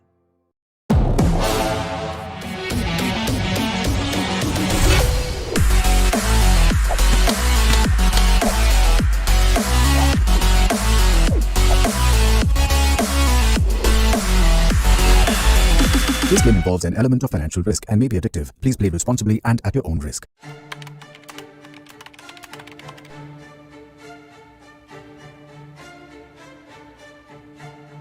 Hi everyone, welcome to our new video series. My name is Jan Gustafsson and I'm thrilled to be reunited with fellow Magnus Carlsen's trainers, seconds, Peter Heine-Nielsen, Magnus Carlsen's head coach, and Laurent Fressinet, Magnus Carlsen's French coach, are both here, and we will be going through the World Championship match 2021. Our experiences with it, the games, what we prepared, where we felt things went well, where we felt things didn't go well. Peter, we have different perspectives because we were in different locations. Very much. I'm looking forward to talking to you guys about it because you were in Thailand during all the match and I was in Dubai with Magnus and his non-chess team. So I see some kind of debriefing where we will discuss what was the mood in Dubai, what was happening in the technical department in Thailand, and we got to sort of basically compare notes and get the two kind of inside looks from the match. Very much so. And Laurent, we are actually in your private home. Thanks for having us. It's a big pleasure to welcome both of you, and I'm sure it will be interesting to talk to you guys about the match. Likewise. So we hope you guys enjoy the series with our behind the scenes insights. See you then.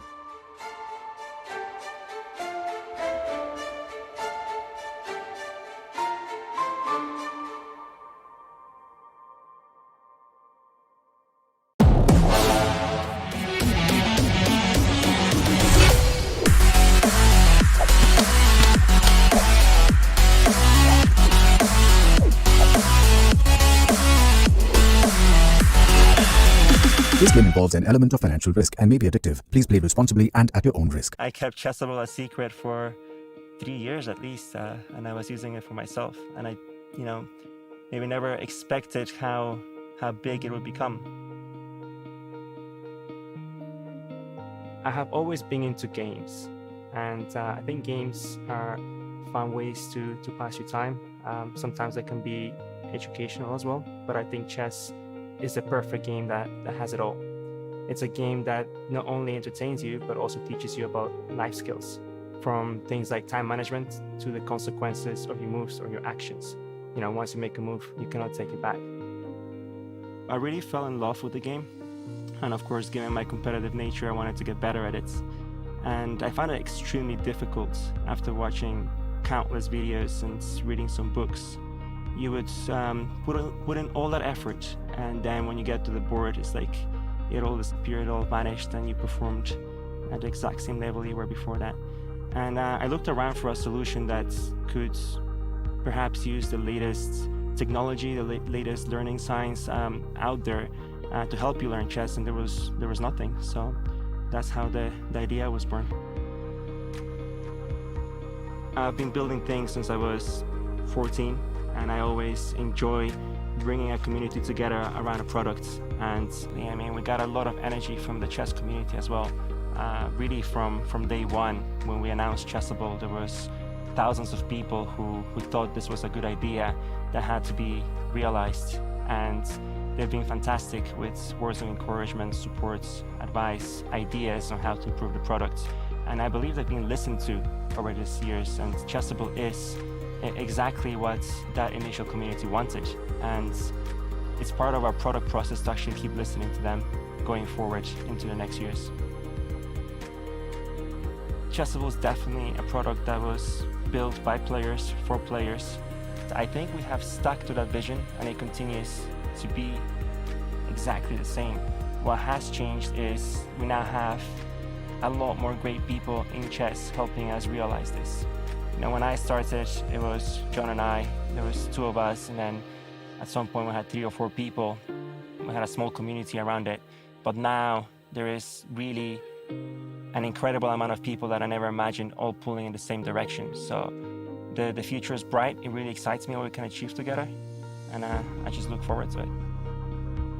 It's been absolutely incredible to see the reception by some of the top grandmasters in the world, like Grandmaster Anish Giri and Erwin Olami. And this sort of validation across the spectrum of players is fantastic, and it's really what keeps the entire team going. So, fabulous. Hi, my name is David Sinemaza Kramali. I'm the co-founder and CEO of Chessable. Okay, chat, we are back for the second last round of today. It's going to be an interesting battle. Erigay Arjun in the lead. I have GM Srinath with me. We're going to go through all the games. Srinath, how do you feel about this round? Will Erigay Arjun go through? I first want to see how the opening turns out before making a comment on that, Sahil. It has started very interestingly, the Nimzo Indian defense, the Rubinstein variation, but curious what Setu has in mind here, where he exactly wants to go. C into d5, into d5, I guess he'll go a3, which is recently trending. It was played by Aronian against Vidit. Aronian won that game. He defeated Vidit in a Grand Prix, and a relatively new and trending variation. So this one will be a testing battle for Arjun. Setu has nothing to gain, nothing to lose anymore. He can't make it to the top 8, but a lot of pride at stake, and he will try to make it as difficult as possible. And someone like Arjun, opponents can have 2 types of reactions. Yeah, either a complete demoralization, you feel hopelessness, you feel like you're going to lose anyway, or you get excited that this is the opportunity. You're playing against someone super strong. He's going to challenge you. And you also tend to lift yourself and play a bit better than you usually can. It can trigger these 2 types of reactions. And it's quite possible that Setu and AD, they really lift their games in the last 2 games, even if they have nothing to gain in terms of first of all, there's always something to gain. It's $150 per win. Even if you're not in the top 8, even if you don't have a chance for the first place, there is still the $150 at stake. And secondly, a lot of pride at stake and a lot of self-esteem and everything. So there is still a fight remaining, and it's by no means a cakewalk. True. And all of this is only possible thanks to a title sponsor, MPL. You can definitely check out the Great Indian Gaming League organized by MPL from 24th March to 29th May. It's an amazing tournament, 2,000 crore of prize funds. Oh my God. Okay, I have to count that number again in my head. It's just insane. Thanks a lot to MPL for promoting the game here, because you're providing a platform for all this talent from India to kind of grow and learn from this experience. And of course, prove that, how strong India is. I read somewhere that, below the age of 20, among the juniors, India is the strongest nation in the world. And MPL is basically providing a platform for all these talented youngsters to show off their skills. Absolutely, Sahil. I remember having this conversation for several years, different players asking for a tournament like this, a tournament with the best of Indian players, a world-class tournament, a strong, close tournament with high-quality opposition. And as far as I remember, apart from the Tata Steel tournament, the Rapid and Blitz, this is the only tournament that's happening. And it's not even just one tournament, but 4 of such tournaments coming, and a grand final to follow, with an opportunity to get into the Champions Chess Tour. Indeed, well mentioned. And now we should head off to the games. Let's go to the game of Erigay Arjun. So as you mentioned, this opening is very interesting. And so for example, from Arjun's point of view here, he knows, for example, that, even a draw is just enough, most likely, for me to qualify. So for a player like Arjun, who's, so confident, Do you think that brings about any sort of change in his thinking process during the game?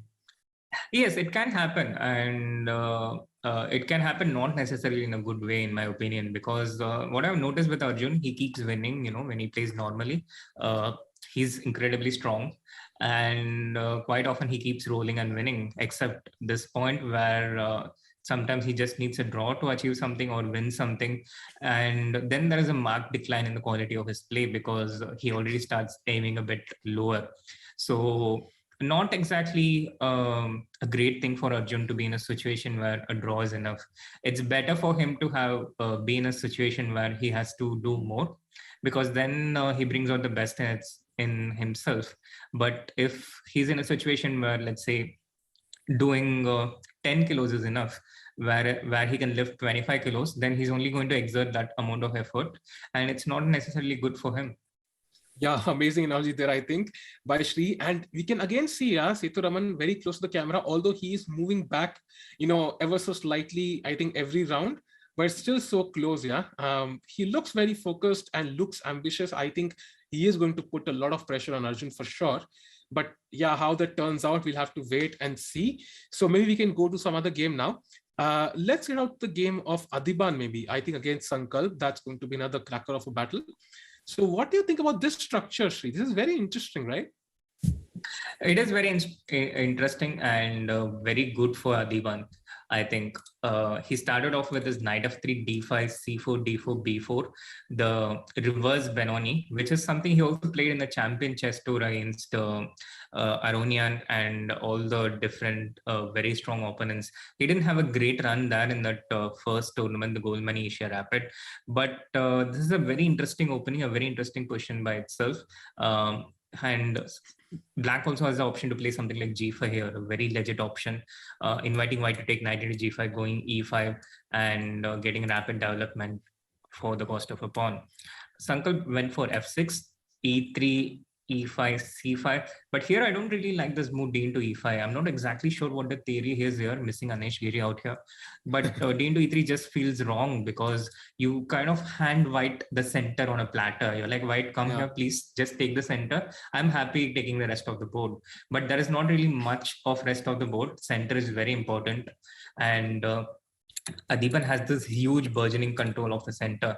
So it feels like something has fundamentally gone wrong for Sankalp here.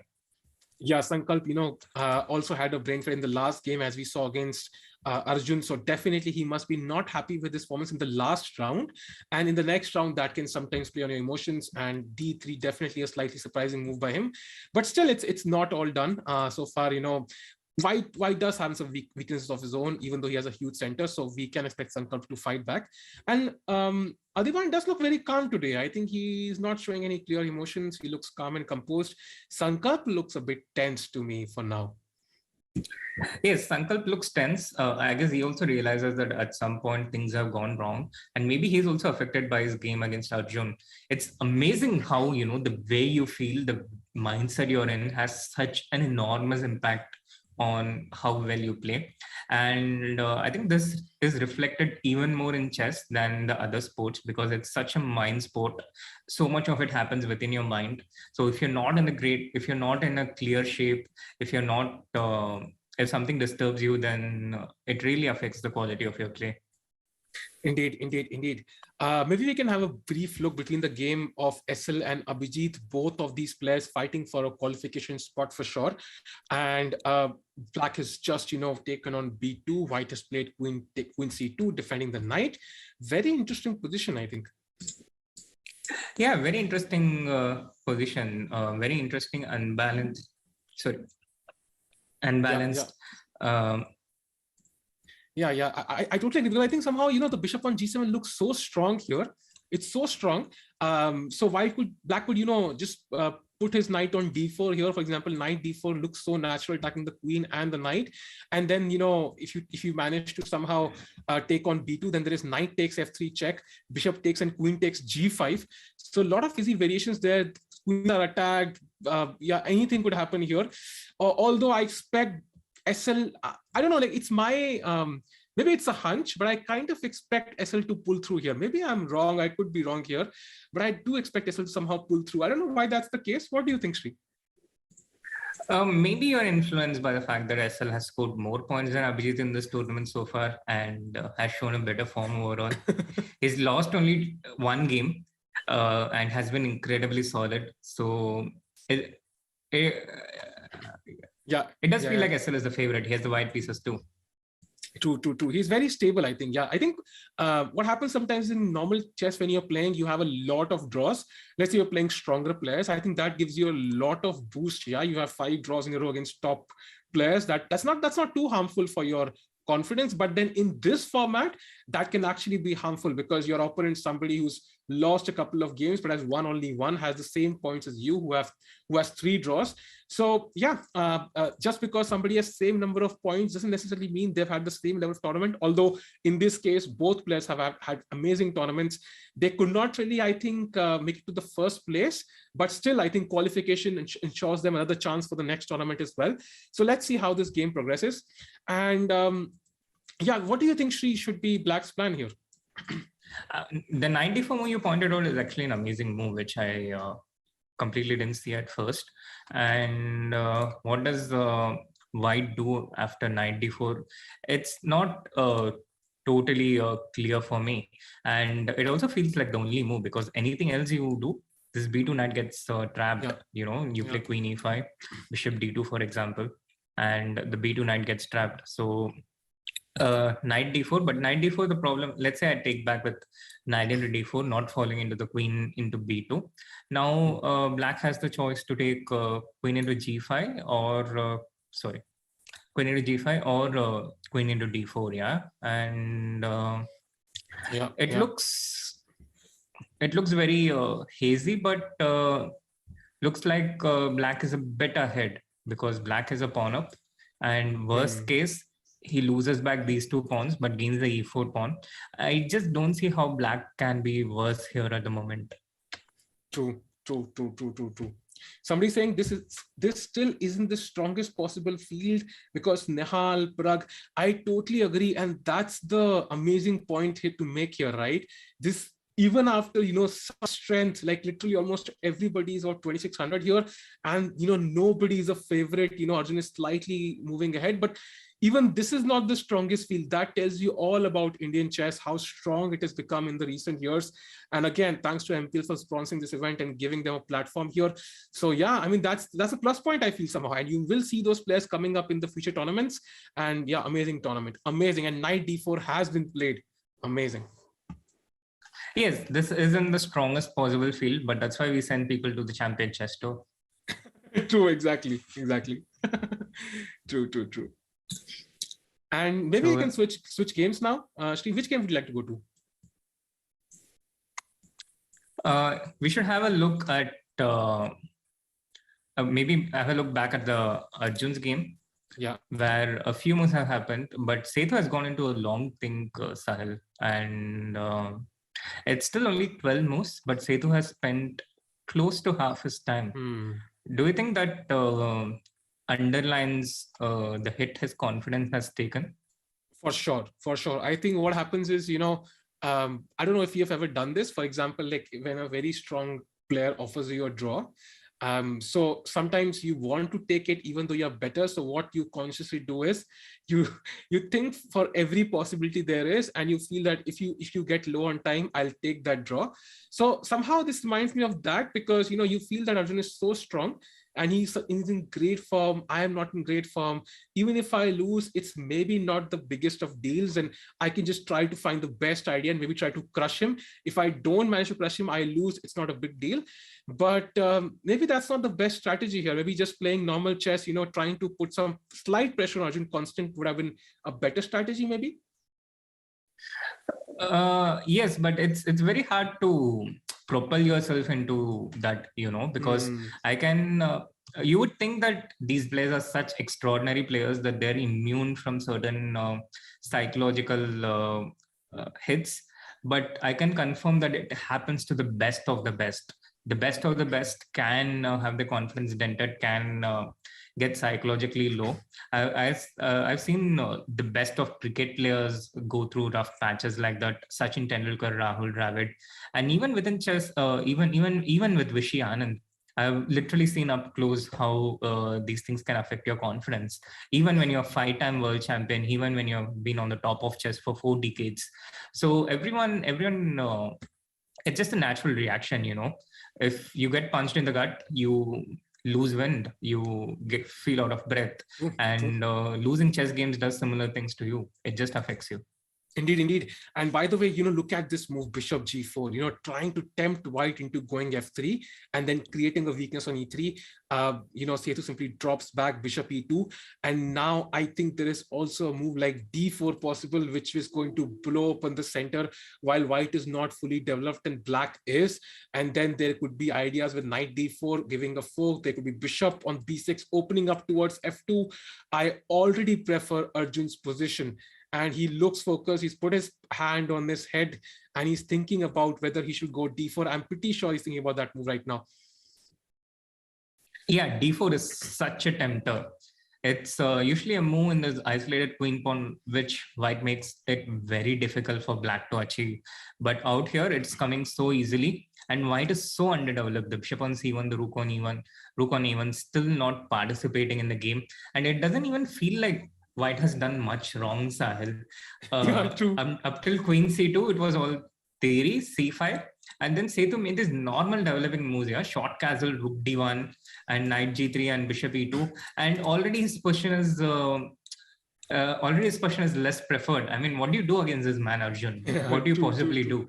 True. And by the way, very interesting. So Arjun did not go for d4.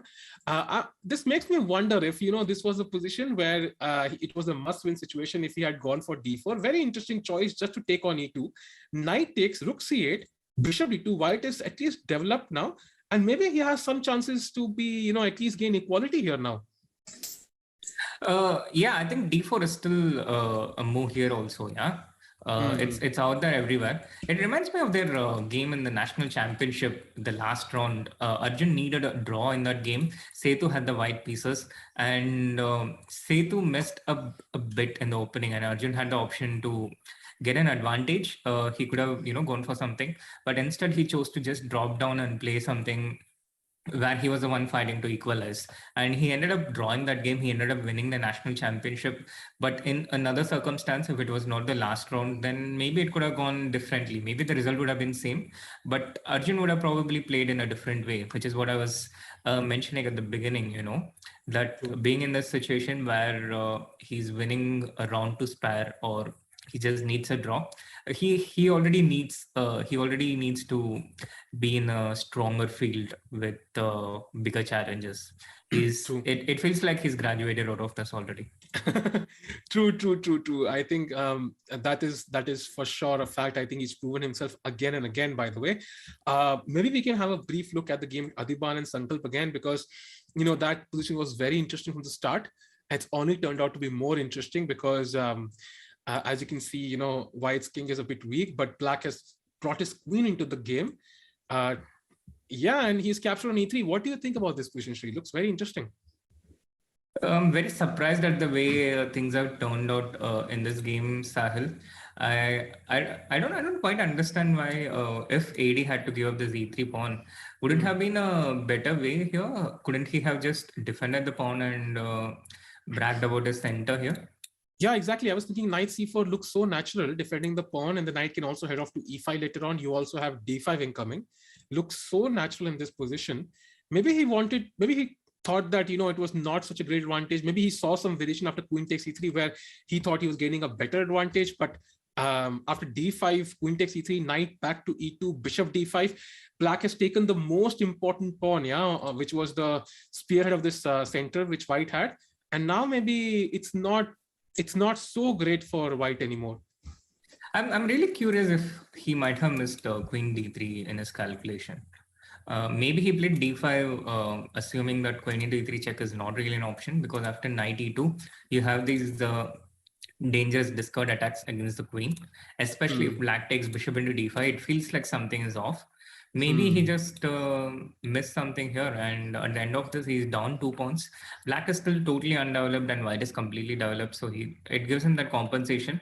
But white is 2 pawns down and down by almost 10 minutes on the clock, 6 minutes. Wow. Wow, that is a huge time difference. Yeah, 11 minutes for Sankalp and only 5 for Adiban.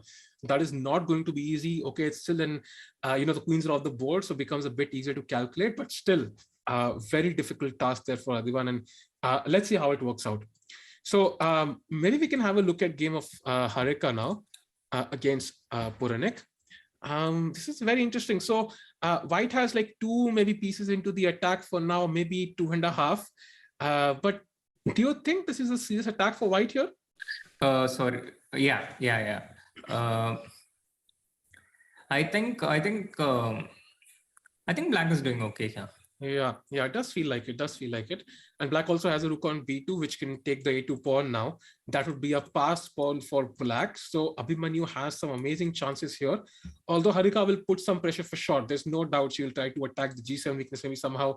But still, it does feel like after a move like g6 at some point, Black should be absolutely fine, especially when White does not have the access to the d4 square with the queen. We saw many themes, with the knight on g7, the knight on f6 in many games, and some discovered checks, but that is not really possible here for White. So I think Abhimanyu is slightly better. Yeah, I completely agree with you. I think Abhimanyu is slightly better. And on that note, it also feels like Raunak is turning on the heat against Karthikeyan and Murli. He has a nice central pawn on d4. And with these structures, the e2 pawn is a bit of weakness. And apart from that, he's just getting moves like g5, g4 on the other side, yeah? Yeah. And I mean, strong players shine when they have to perform, and this is exactly what Raunak is doing. He knows he's still in with a chance if Arjun falters somewhere, so he's giving himself a platform to launch, and this is a very good start with the black pieces for him. I think active pieces, bishop on d5, knight on f5, pawn on d4, bishop on g7, defending that pawn, and great potential for Raunak here. Karthikeyan also not doing horribly bad in this position, but yeah, it's going to be a difficult task. Still a slight chance for Raunak, I would say, to outpace Arjun, but of course depends on how Arjun plays. But yeah, great start for Raunak in this game. Yeah, great start for Raunak in this game, and things haven't gone great for Arjun in his own game. He kind of chose not to go d4 at any of the points. He chose to keep the structure, and he kind of solved all of White's problems by trading all the pieces. It felt like he just went way too much on the defensive, which was not at all necessary. And this is exactly what I was pointing out about the steep drop in his play when he's in a situation where draw is good for him. Yeah, indeed. I think this is I can totally relate this. Yeah, you need a draw to seal the championship here. For example, okay, I've not sealed many championships, but I've been in a situation where draw is enough. And this is exactly, exchanging pieces, trying to head off into some slightly worse endgame, which you feel you can hold. But there was no need for this. He had d4 on many occasions available to him when White was not developed. But he exchanged the knight, he exchanged the bishop, and now White is having exactly what he wants. Yeah, a isolated pawn on d5 to attack for eternity, and White should be slightly better. And Sethu, I think it will give some confidence Sethu as well. You can see his face come closer to the camera, and that is a sign he's feeling a bit more confident now. Yeah, with White you have a risk-free position, so no matter how much of a hit your confidence has taken, if you're in a position where you can't lose, then that totally gives you hope. That makes you feel better. And whenever you're in a situation where you're feeling bad, just feeling better, feeling good can make a lot of difference. It helps you in every way. It helps you focus better. It helps you, get up and do things. So feeling good, feeling better, an invaluable thing. I mean, there are situations where people, try to make other people try to make other people feel bad in order to improve their performance. Always counterproductive, I think. True. And now, White has played rook c2. He probably wants to double up on the c file as well. Take control of this important file, the only open file on the board. His knight can later on go to d4, defend the weakness. if you can actually call it a weakness on b3. And black is stuck. He does not have the same luxury to play knight e4 himself because the d5 pawn is hanging. And that's why clearly white should be slightly better. Now, Arjun is most likely still going to hold this one. But if he doesn't, Ronak is right behind. So this match could be in for a very exciting finish. Let's see how it turns out. So far, Sethu fighting on. And we have many pizza brands available. If Sethu managed to defeat Arjun, I can totally imagine Ronak sending him a pizza for sure. Cheese Bus one would be very, very appropriate. Let's check out some other games for now. By the way, if you go to the game of Adiban now, the Black King has come to c6, and I'm not even sure who is better anymore. I'm not sure either.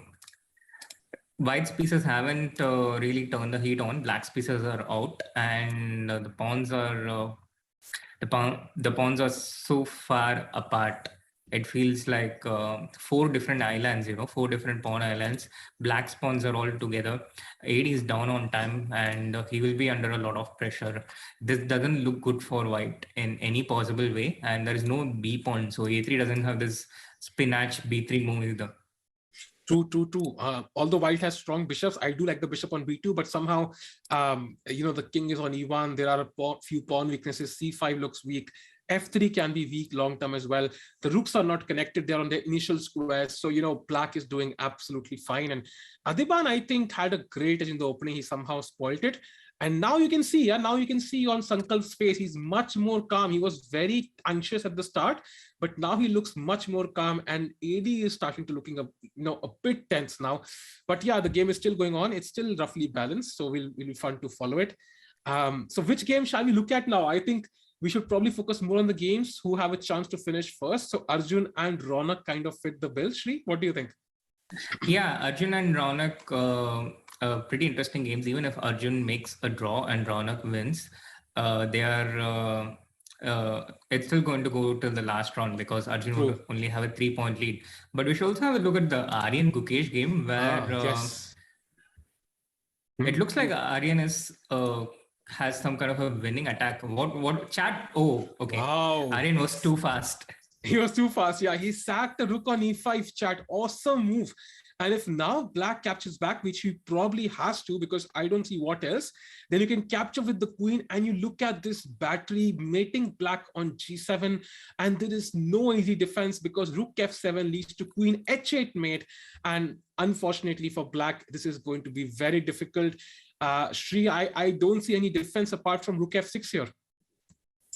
Yes, and rook f6, you're going into a position where you're at least 2 pawns down. So it's a pretty depressing position, and black probably has to refrain from taking f into e5 here. But that is also not just a pawn down, but a pawn down with your opponent having a very strong central pass pawn, and also the king not being at the safest. And, so overall... Sorry to cut you, Shri. I think somebody mentioned in the chat, Aryan missed a beautiful queen sacrifice, and he's absolutely correct. If you go to move number 20, where he captured back, bishop takes c3, maybe we can ask the chat, what should have Aryan played in this position to win the game on the spot? Chat, can anybody guess this move? It's a crazy idea for white. Oh, absolutely. It's such a beautiful, beautiful, beautiful concept. And I'm not going to give any clues. So I'm moving my cursor away from the board.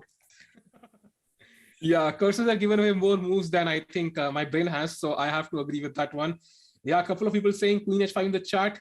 Yep, absolutely correct. I think she will show the variation. Queen h5 basically threatening mate on h7. Black has no defense. He has to, I think, capture the queen, nothing else. He could try queen h4, but of course that loses the queen. So gh5, and now simply rook g3, and it's actually mate after queen g5 and rook takes g5. So that was, of course, difficult to see, but a crazy queen sacrifice that Aryan could have played. But of course, even now, he has a great position on the board, and I expect him to cruise through against Gukesh in this game. Absolutely. What a turn of events, Sahil. On one day you're leading, and then the next day things just turn around for you. It happened to Leon. He was leading for the first 2 days, and things turned around for Leon. And for Gukesh also, it has been a similar experience. These kids are just 15-year-olds and 16-year-olds, and such a roller coaster life, and not the kind of roller coaster you would imagine kids having. Yeah, true. And so that kind of means, that Aryan proving, I think Aryan is always a great player. I think even though he's funny enough, one of the lower rated players here, that's kind of surprising, but he's a great chess player and he's played some amazing games. So now we can probably go back to the Ronak game once more, because that game is sharpening up quite a bit. And if you look at the position, Black's rook has come to e5. Shri, I think this is too complicated for me. What do you think about this position? It's also probably too complicated for me, Sahil, which is exactly why I'm out here with you and not where Ronak and Karthikeyan is. But I'm from my first look, rook c5 looks tempting to me with the idea of rook into d5. It's white's advantage lies in the light squares, light squares control. And for Black, he's going all in against white's king. He's throwing all his pieces. He's set himself in such a way. There is a fierce attack going on. If white again manages to parry the attack, then he will be in a strategically better situation. For example, these kind of situations where you can sacrifice the exchange for the light square bishop, that would put white in a great situation. But Black will concretely try to avoid that. Yeah, the bishop on d5, if he plays a move like c6, looks like very solid. And then Black, as you mentioned, white has control of the light squares, but Black has some control of the dark squares. He has the extra dark square bishop there. He's a pawn on h4, which is very rare. You see a structure like this where the pawn is on h4. And that even that pawn is kind of irritating because it controls a few squares. It can be pushed to h3 just to bring the queen into the game at some moment. And yes, I do think practically at least Black's position does look better, and we will have to see how it progresses. And Ronak, this is exactly what Ronak would want in this position, and not some dull position where he has to try to grind his opponent into the end game, but I think a sharp position where he at least has chances to fight for the first spot, which I think is... It looks very dangerous. It looks very dangerous, Sahil, because for example, queen into b7, which I initially pointed out, is actually potentially a blender, yeah? The c5 rook hangs. So this is what Karthikeyan is thinking about for the last 1 minute. It's not easy to find a move for white.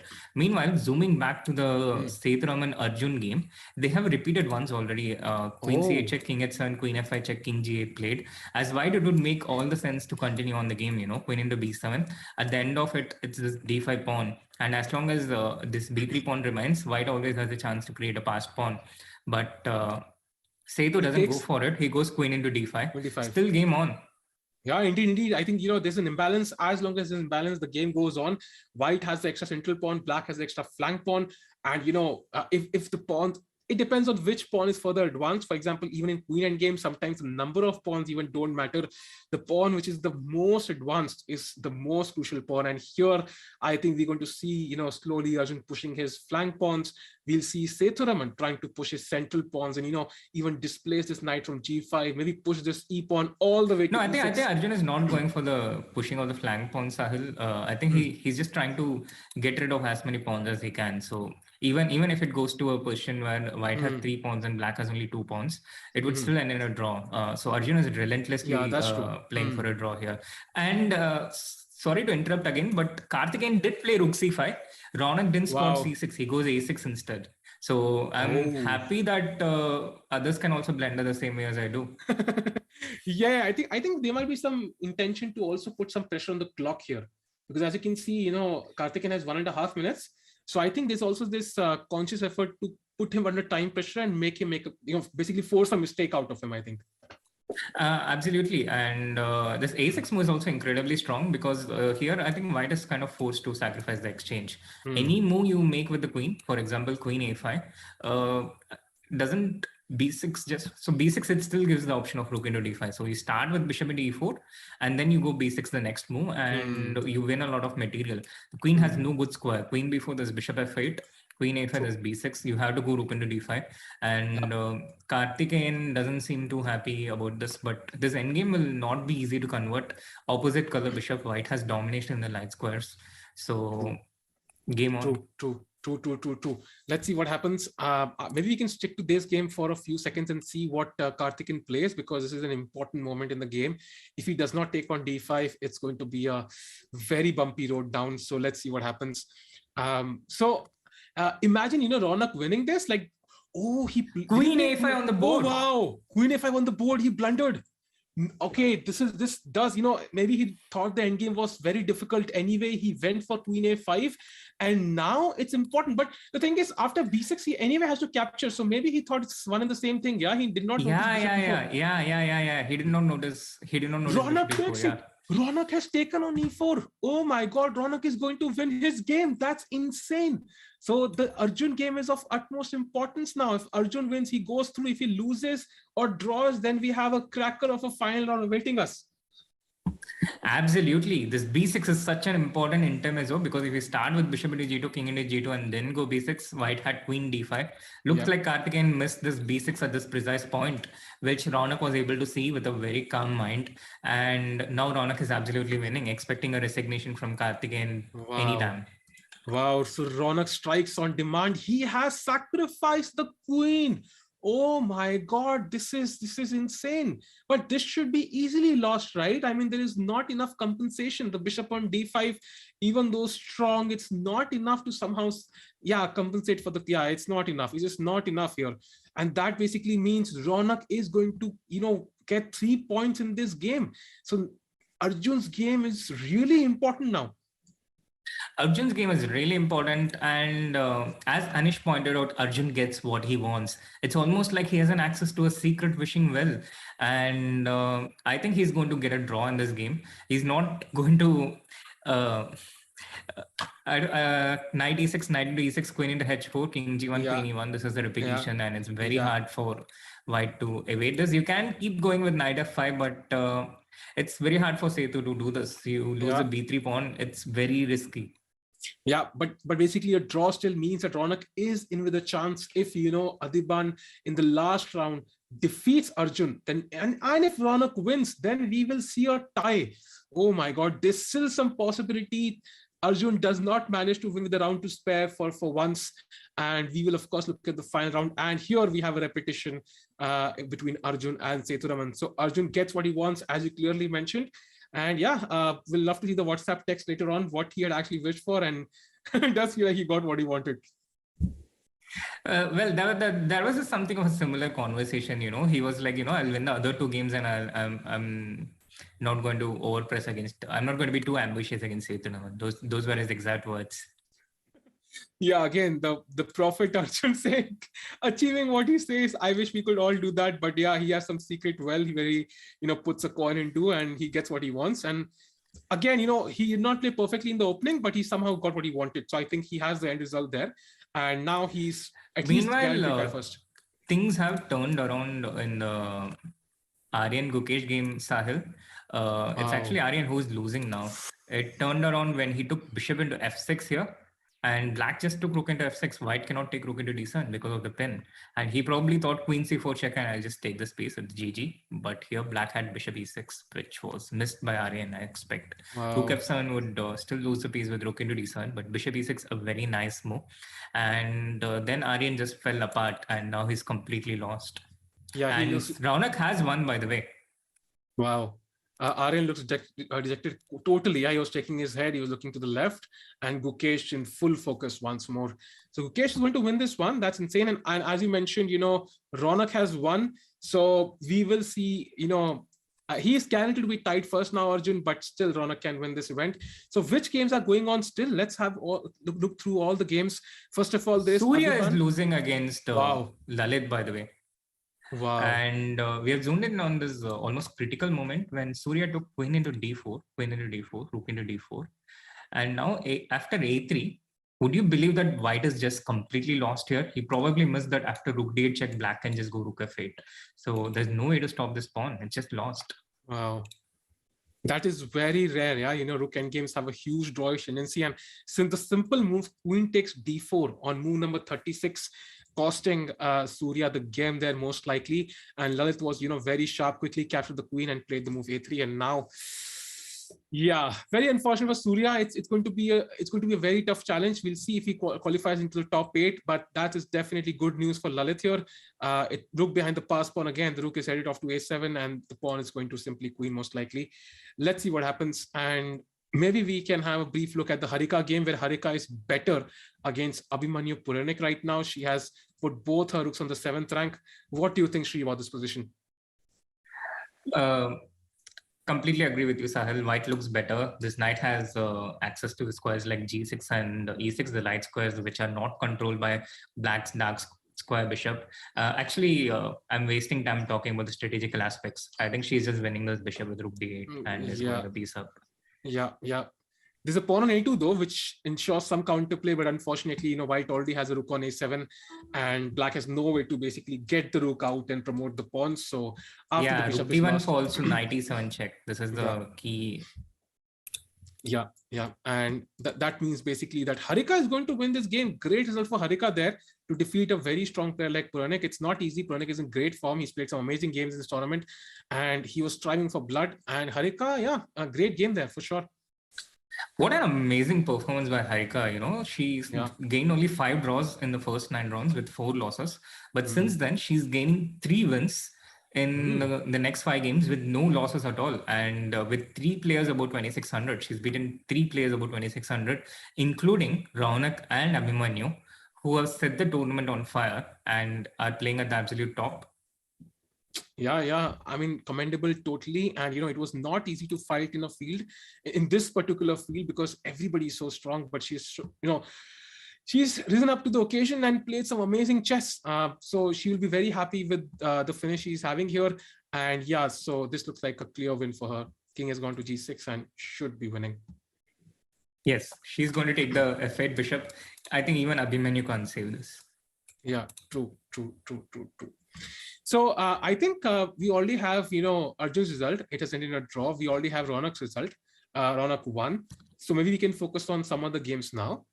Maybe the game of SL against Abhijit looks very interesting. Oh, yes. This looks really interesting. This was a game where Abhijit went knight d4. The power of pair of bishops. This pawn is going to queen c7, c8.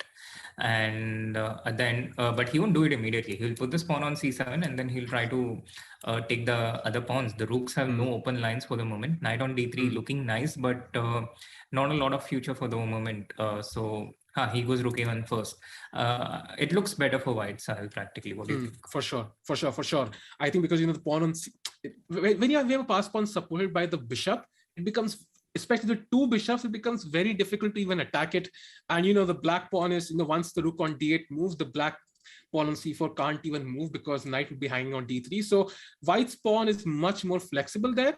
But of course, black has decent drawing chances for sure, because you can get the pawn to c7 and, but it's another story to basically, push it to c8 and get a winning position. But yeah, still, white should be practically better, as you said. Yeah, not as easy as it is for Arjun to win tournaments, to put the pawn on for c8. Sure. Yeah, I think it's like, it's become a fact now, like sunrise in the east. Arjun wins every tournament he plays. I think it's becoming that common now. He's won like 3-4 in a row by now in 1 month. But still, I mean, we still have a chance in love. You never know. There can be upsets. We've seen upsets happen, and maybe, Adiban, rise up to the occasion, defeats Arjun, and then suddenly it's all up to Raunak. You never know. Anything can happen. Absolutely. There's still 1 more round to go, and the tiebreak is direct encounter. The direct encounter between Arjun and Raunak, it ended in a draw. So Arjun's totally not guaranteed to win this, and he has to defeat. He has to make a draw, at least a draw against Adiban in the last round, who is playing right now against Sankal Gupta and fighting on. True. And so. Sri, like looking at these standings, when you go into the final round, people who are trying to finish into the top 8. So, for example, like you're not sure if a draw would be enough, but a win would get you there. So what's your psychology like? Do you just focus on the game, or does it play on your mind quite a bit? It definitely plays on your mind a little bit, at least before the game, Before the game, it totally plays on your mind. But I think once you get into the game, once you start playing, you forget about it until you reach the point where you have to take some decision which can influence the result.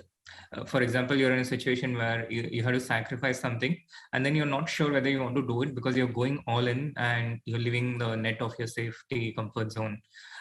So it affects you before the game, pre-game, and during the game, I think you forget about it, and then it comes back to you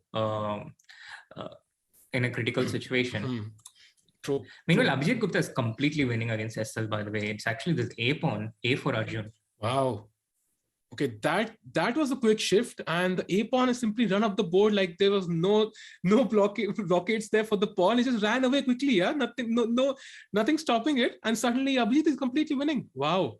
So my hunch. Yeah, while all eyes were on the C pawn, the A pawn just quietly went and did its job. Yeah. So great win for Abhijit. I think that is going to be a great point for him, because that almost, I'm not sure if it guarantees, but it's definitely a very important point for him to qualify into the top 8. And standings will be very interesting to see after this round who has a chance, who is out, who is going for the kill in the next round. Will be fun to see for sure. Yes, absolutely, Sahil. He will be in with a chance.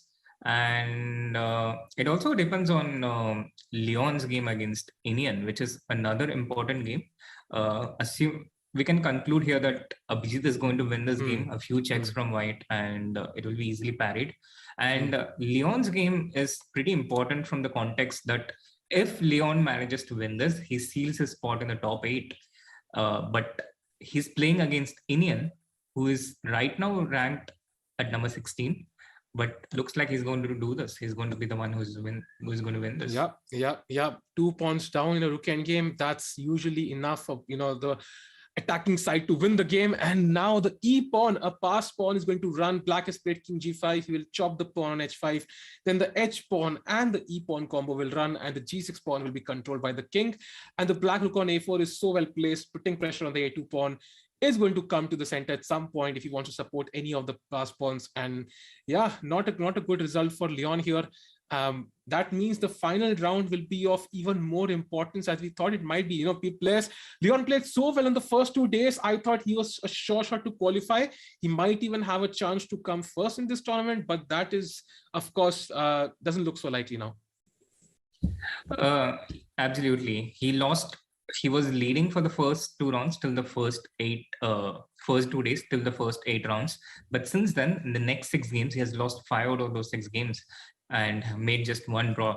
And I think that 1 loss against Raunak must have hit him pretty badly because he was doing well for most part of that game. That was a very critical game for both Leon as well as Raunak in the context of this tournament. It shot Raunak upward and it completely destroyed Leon's tournament. Yeah. As we see, Inian has, we've exchanged 1 pair of pawns, and that H pawn will run, and that should be game over soon. And in the Adhiban game, I think we might see a draw here as well. Black will, play king d2 most likely, and we should see a draw very soon. So Adhiban has the very important responsibility of giving Raunak a chance now in the next round. Do you think Adhiban will come with enough motivation? Because Arjun knows a draw is enough. Do you think Adhiban will be motivated in this scenario where he himself has no chance to qualify, or at least win the event and so on, or even qualify? He will come, barging into the round, try to defeat Arjun and prove a point for himself and indirectly give Raunak a chance? Well, Adhiban has the black pieces, so I don't expect him to be all that ambitious with the black pieces and particularly do something. But having said that, it's also kind of in Adhiban's nature to do something ambitious. So I can't see how he'll do anything else. But if I don't think he'll go out of the way, take risks, and try to put things in Arjun's way. So it's very hard to predict, but I expect something not so beastly. True. Will be fun to follow. And I think, right now they're trying some tricks here, in the end game.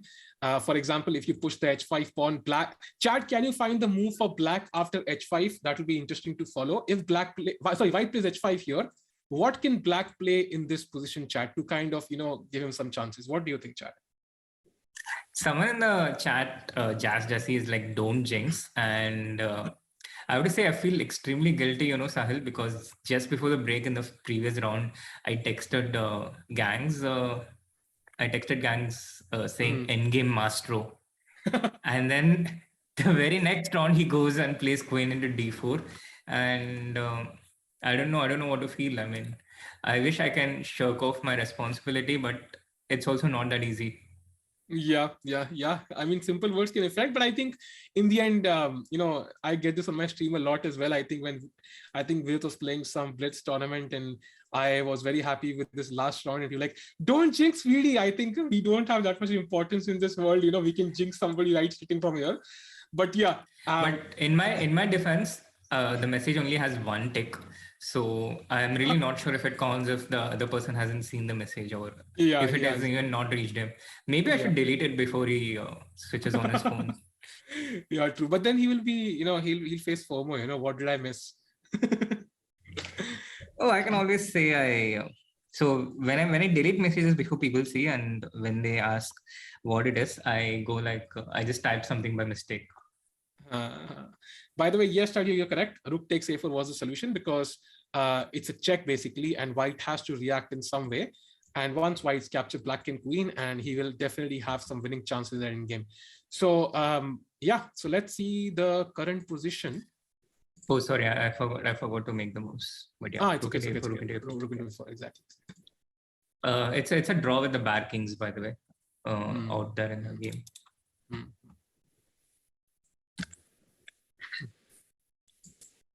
So I think that brings a result to all the games. Yeah, so I think standings would be very interesting in this round to see who has any chance. Wow, Erigesi Arjun on top again with 29 points. Then you have Ronak Sadhwani 3 points behind, within a shot, slight chance for Ronak there to kind of catch up. Gukesh there on 24 points. I think he's also pretty much qualified for the top 8. Then you have S.L. Narayanan with 22 points. Same for Abhimanyu there. So who do you think, where do you draw the line for people who have basically already qualified? Shri, what do you think? I think we can draw the line on Surya Ganguly with 22 points. All these people in the top 8 for sure. Because if we see the person at the 9th place, Lalit Babu at 18, at best he can get to 21. He can't get past 22. True. So I think the top 6 are into the top 8. And the race starts from Karthikeyan Murli at number 7 and goes up to Abhijit Gupta at number 12. Indeed. So we have 2 spots up for grabs, and I think we will have intense battles there. We'll have Karthikeyan, Leon, Lalit, and Aryan fighting it out for 2 spots there, and it is going to actually it goes up till 13. Yeah, Sankalp Gupta. Because, yes, true. No, not Sankalp, right? Because Sankalp has 15 points. Okay, 3 points. My bad. Yeah, true. You're absolutely there. 3 points. Yes, absolutely correct. And it's going to be a lot of fun games, I think, because almost all games will be consequential in one form or other, right? Because even if you're at the bottom of the table, you're playing somebody who is the top. So almost all games will be important in the final round. Absolutely. All the games will be important. All the games will have some consequence. Leon plays against Lalit Babu. It's a bit of a direct clash, a direct encounter for the top 8. And Abhimanyu and Surya, they're both in the top 8, so they're not really fighting. Gukesh and Setu, both of them, Gukesh in the top 8, Setu out of contention, again not quite consequential, but Ronak versus Aryan, a big one. Arjun against Adiban, a big one. And everyone else, it's like a fight for the top 8. Sankalp against Harika, Lalit against Leon, and Abhijit against Karthikeyan Murli. Indeed. It's going to be a cracker of a final round chat. We're going to be back after a short break. It's going to be insane. And let's see who's going to win this entire event.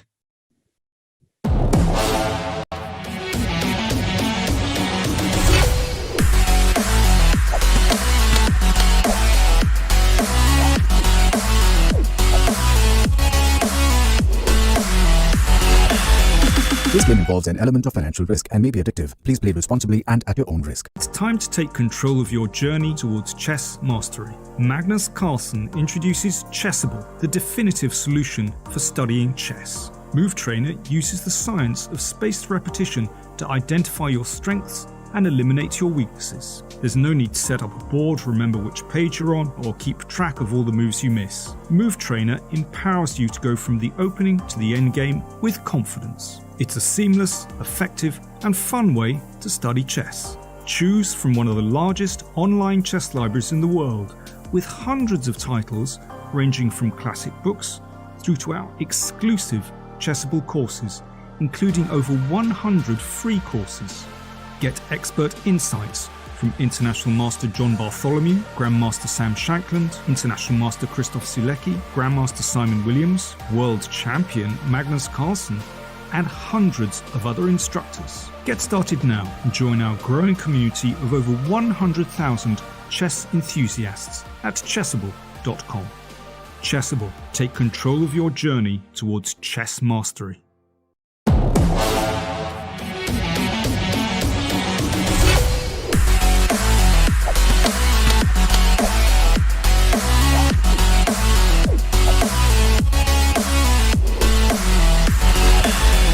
This game involves an element of financial risk and may be addictive. Please play responsibly and at your own risk.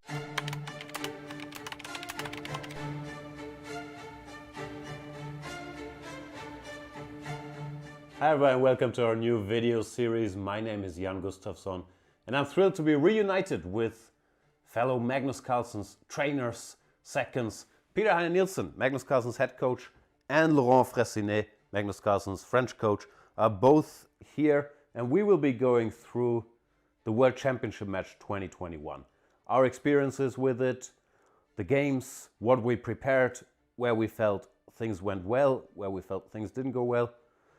Peter, we have different perspectives because we were in different locations. Very much. I'm looking forward to talking to you guys about it because you were in Thailand during all the match and I was in Dubai with Magnus and his non-chess team. So I see some kind of debriefing where we will discuss what was the mood in Dubai, what was happening in the technical department in Thailand, and we got to sort of basically compare notes and get the two kind of inside looks from the match. Very much so. And Laurent, we are actually in your private home. Thanks for having us. It's a big pleasure to welcome both of you, and I'm sure it will be interesting to talk to you guys about the match. Likewise. So we hope you guys enjoy the series with our behind-the-scenes insights. See you then.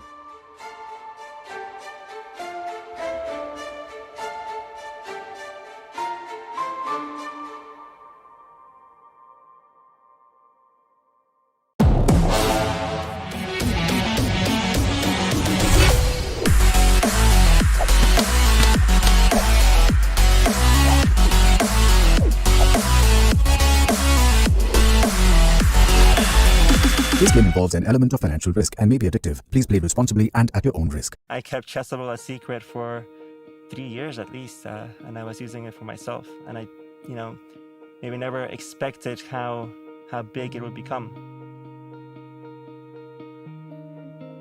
I have always been into games, and I think games are fun ways to pass your time.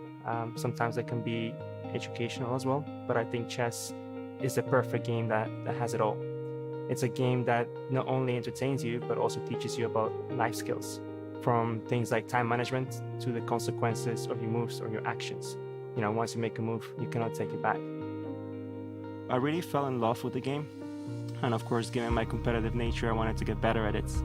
And I found it extremely difficult after watching countless videos and reading some books. You would put in all that effort, and then when you get to the board, it's like it all disappeared, it all vanished, and you performed at the exact same level you were before that. And I looked around for a solution that could perhaps use the latest technology, the latest learning science out there to help you learn chess, and there was nothing. So that's how the idea was born. I've been building things since I was 14. And I always enjoy bringing a community together around a product. And we got a lot of energy from the chess community as well.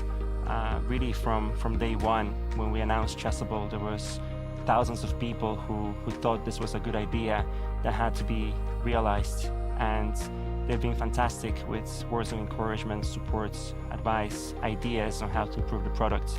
And I believe they've been listened to over these years, and Chessable is exactly what that initial community wanted.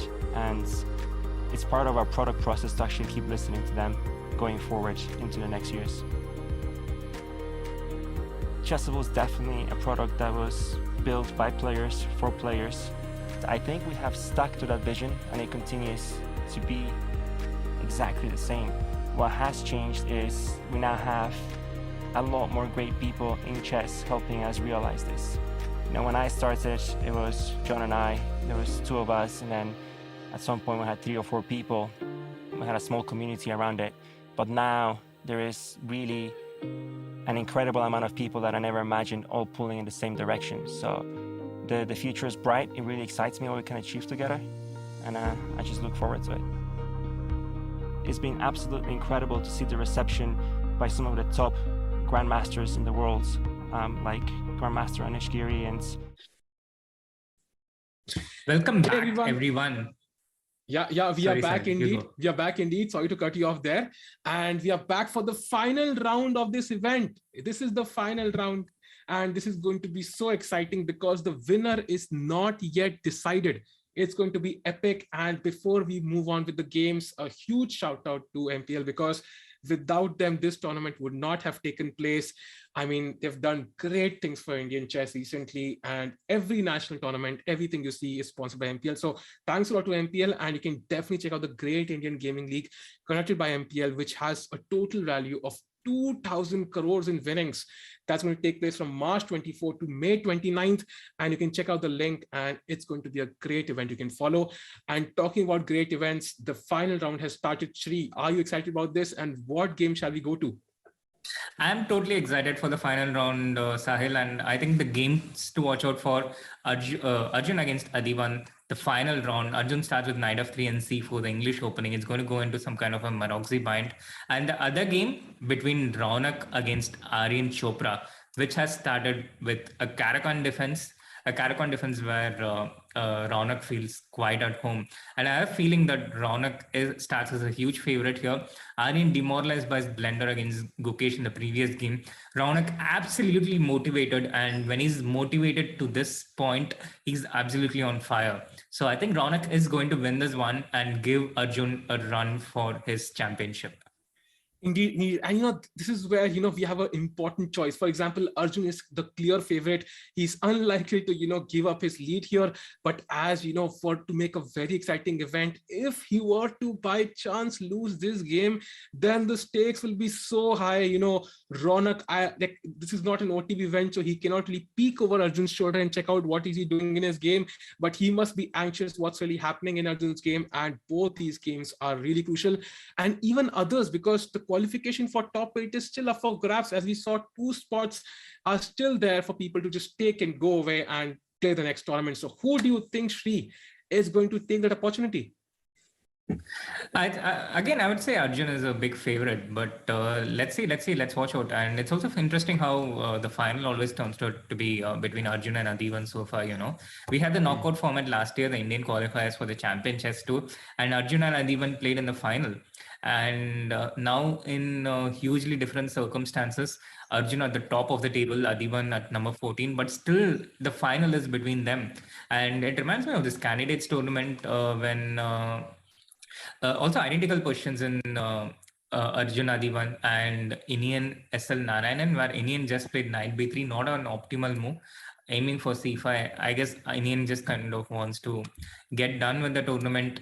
Arjun thinking, and he just goes for knight into c6. Again, not the most ambitious move, but he would be pretty happy to just trade off everything and shut things out. True, indeed. I think the more pieces exchange, simpler the position becomes, the more difficult it is for the opponent to basically outplay you. And I think Arjun playing very practical chess here. But yeah, I mean, I think while Arjun's game might be the calmest of them all, considering the situation, I am not so sure about Raunak's game. I expect that to be really sharp because he needs those chances against Aryan. He has H5. the white pieces. Yeah. 80 goes for it. Oh, wow. Wow. So AD not really, following up on Arjun's lead. He's like, okay, you want to draw. I ain't giving you a draw. I have a chance here. I know you want to draw desperately. Maybe I can use that to my advantage, psychologically, force you into giving up a few concessions here and there, which I can utilize in the end game. Totally agree with you, Sahil. Arjun's going to have to work for it. He's going to have to earn his draw. It's not going to be one of those Berlin draws. It's not going to end in like 5 or 10 minutes. And apart from everything, there's still the $150 at stake. So you could be down and out of the tournament. You have nothing at stake. But every move matters. Every game matters. And $150 not as big as 2,000 crores, but it's still not totally irrelevant. But yeah, in the end, all of that sponsored by MPL in a way. So I think thanks a lot to MPL for sponsoring this event because, as you can see, with the pandemic and everything, there are not many opportunities for youngsters to show their skills.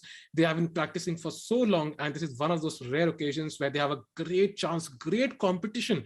I think, there's this constant thing you have to train yourself, but you also have to fight tough competition to really challenge yourself. And this is one of those opportunities and many players taking advantage of it. And you can see Adhiban. Yeah, I think Adhiban also would like to finish on a high, right? Because if he defeats Arjun, that gives him a huge boost for his, future tournaments. Yes, and also it has reached a point where, anything you do against Arjun, it's a scalp. You make a draw, you get to brag for it forever. So it's not just for, it's also for the grandmasters now. You have this chance when he's 2,600. So someday he might be at 2,800 and it might be totally out of your reach. So also Adhiban is intensely motivated. The stronger the player he plays, the more motivated he is. So for example, he has had excellent games against Magnus Carlsen. I don't think he lost he lost once against Magnus Carlsen, but there have been games where he was close to beating him. He's got an advantage a few times. He has a pretty decent score. So he will give his best and he will make it difficult for Arjun. True. And I was streaming once and, there was a poll in the chat, chat was requesting for it, who will reach 2,900 first? Will it be Carlsen or Arjun? And the surprising fact is we cannot answer that with 100% certainty. And that's exactly what Arjun is proving in this tournament. And so Arjun has played Bishop G5, basically stopping the H5 advance in its tracks. If now he plays H4, we can just take. And I don't think Adhiban is set up to sacrifice an exchange here. Because by the way, what about Adhiban's king? He has to go kingside, right? I mean, there's no other way. Adhiban's king, I think he can keep it in the center for now. He doesn't have to move it. Knight h7 and h4. So he takes section to g3, and Black's main motivation here would be to try and trade these light square bishops and try and get access to White's king. You see that also happening in the game between Inian against S.L. Narayanan. Very similar structure. Black just goes bishop h3 first, keeps the king in the center and goes h5, h4. Because if you don't do that as Black, then White has a very nice, comfortable position. White can just, keep pressing, keep playing these normal moves, queen d2, pawn to b3, rooks in the center, and you have better chances in the center, more space, more control. So Black kind of has to do this. Black kind of has to go for it. So it's also in a way a survival strategy. Bravado, yes, but also survival, yes. True, indeed. And somebody mentioning in chat, Sahil still bragging about his draw with Arjun. I had not mentioned it, but now we have come to it. So yes, definitely I have drawn against Arjun, so I will brag about it. Let's move on to the, maybe we can have a look at the Ronak game now, because I think that's also equally important here. And Ronak does have an edge in the opening. I do like his position. Yes, he has a very nice pawn on e5. Not very easy for Black to develop his kingside pieces. Aryan played this kind of provocative opening which you play when you need to win, and I think Aryan also has chances to get into the top 8, right? I think he's already almost there, right? As far as I know, I think he was. No, he's at the 10th spot. He has 17 points now. Yeah. So he needs to win because the eighth place is at 18. So. With 18, his chances are very risky. It's between Leon and Lalit Babu. Both of them at 18 points. One of them is bound to go to at least 19, if not more. So you have to get more than 18 in order to get to the top 8. And you need at least 19 points. So True. It's tricky. And Yeah, it's very tricky. And right now, I think Ronald's position is so good because, first of all, he has, puts a lot of pressure on the black king side. You can see the h5 pawn. That is definitely black would not really mind pushing it back. I don't know, but even you can't draw the bishop on f8 right now. G7 can be hanging. If you play G6, then there are all these dark square weaknesses which can be utilized by white later on, and white's queen is in a great position here. Black has the two bishops, but unfortunately, this is not one of those cases where the bishop are actually, doing a lot of stuff in this position. And if I had to choose, I would definitely choose white here. Completely agree with you, Sahil. And apart from the chess factor, there's also the psychological factor at play. And knowing what I know about Ronak, he also has a very high ambition and a burning desire to, get on top. And a lot of people do have that, but in the case of Ronak, he also has the ability to back it up. He has a very high skill level.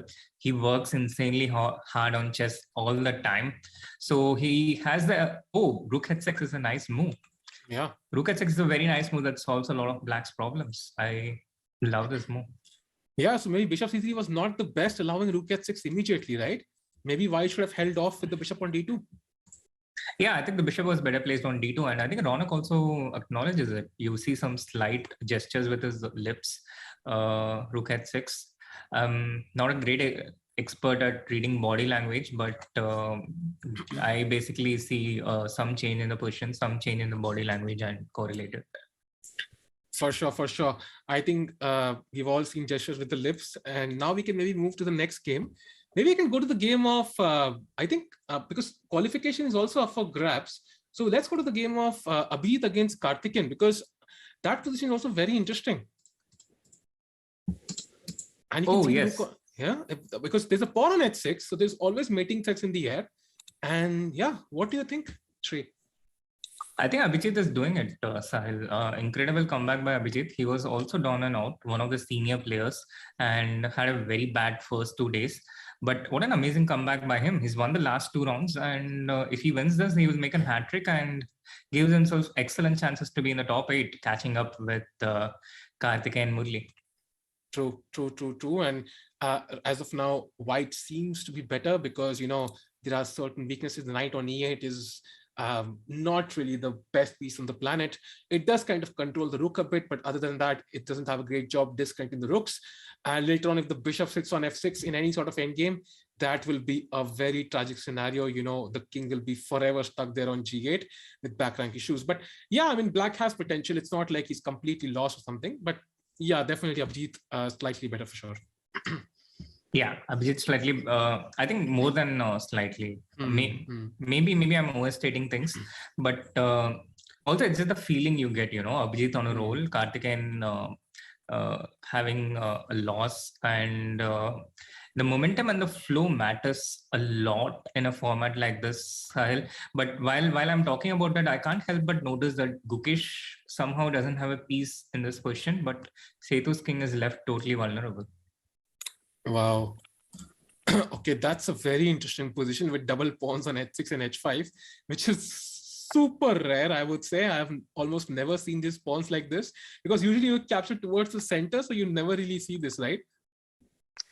Yeah, you never really see this, but it happens when you sacrifice your knight on h6, Setu played h5 here. The knight had no move, but I think this was prepared by, it came all the way from here. Knight g4, queen b6 attacking the pawn, bishop e3 is the only way to defend, but no escape back for the knight. So after h5, he goes knight h6, all in, g into h6, and now bishop d3, the pair of bishops and the queen, and the black king not too well protected around.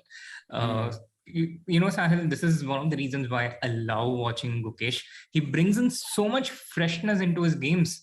He plays so much, but still manages to bring so much freshness of ideas into his games. Yeah, indeed. Knight 6 is a very good attacking move. I think I saw this in some of Nijal Shorts games, and but yeah, beautiful move. And now the problem for black is, somehow because of the e5 pawn, there's no connection between the king side and the queen side. Black cannot transfer his pieces very effectively to, for example, g7 to hold on to, defend his king somehow. That's why a move like f5, I think, makes a lot of sense, blocking the bishop on d3, and also preparing to transfer his pieces. Yeah, for example, rook f7, rook g7 could be an idea. The queen could go back later on. And yeah, try to defend somehow. Yeah, makes a lot of sense. Also, when you are defending, you need space. You need space because you need to bring your pieces in. It's almost like you need these places where the pieces can come in and counter attack.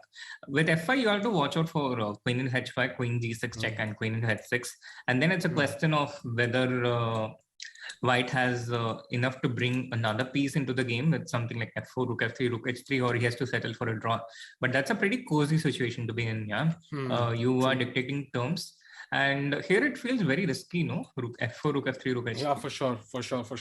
f5 played, queen into h5 expected, and where does the bishop go here?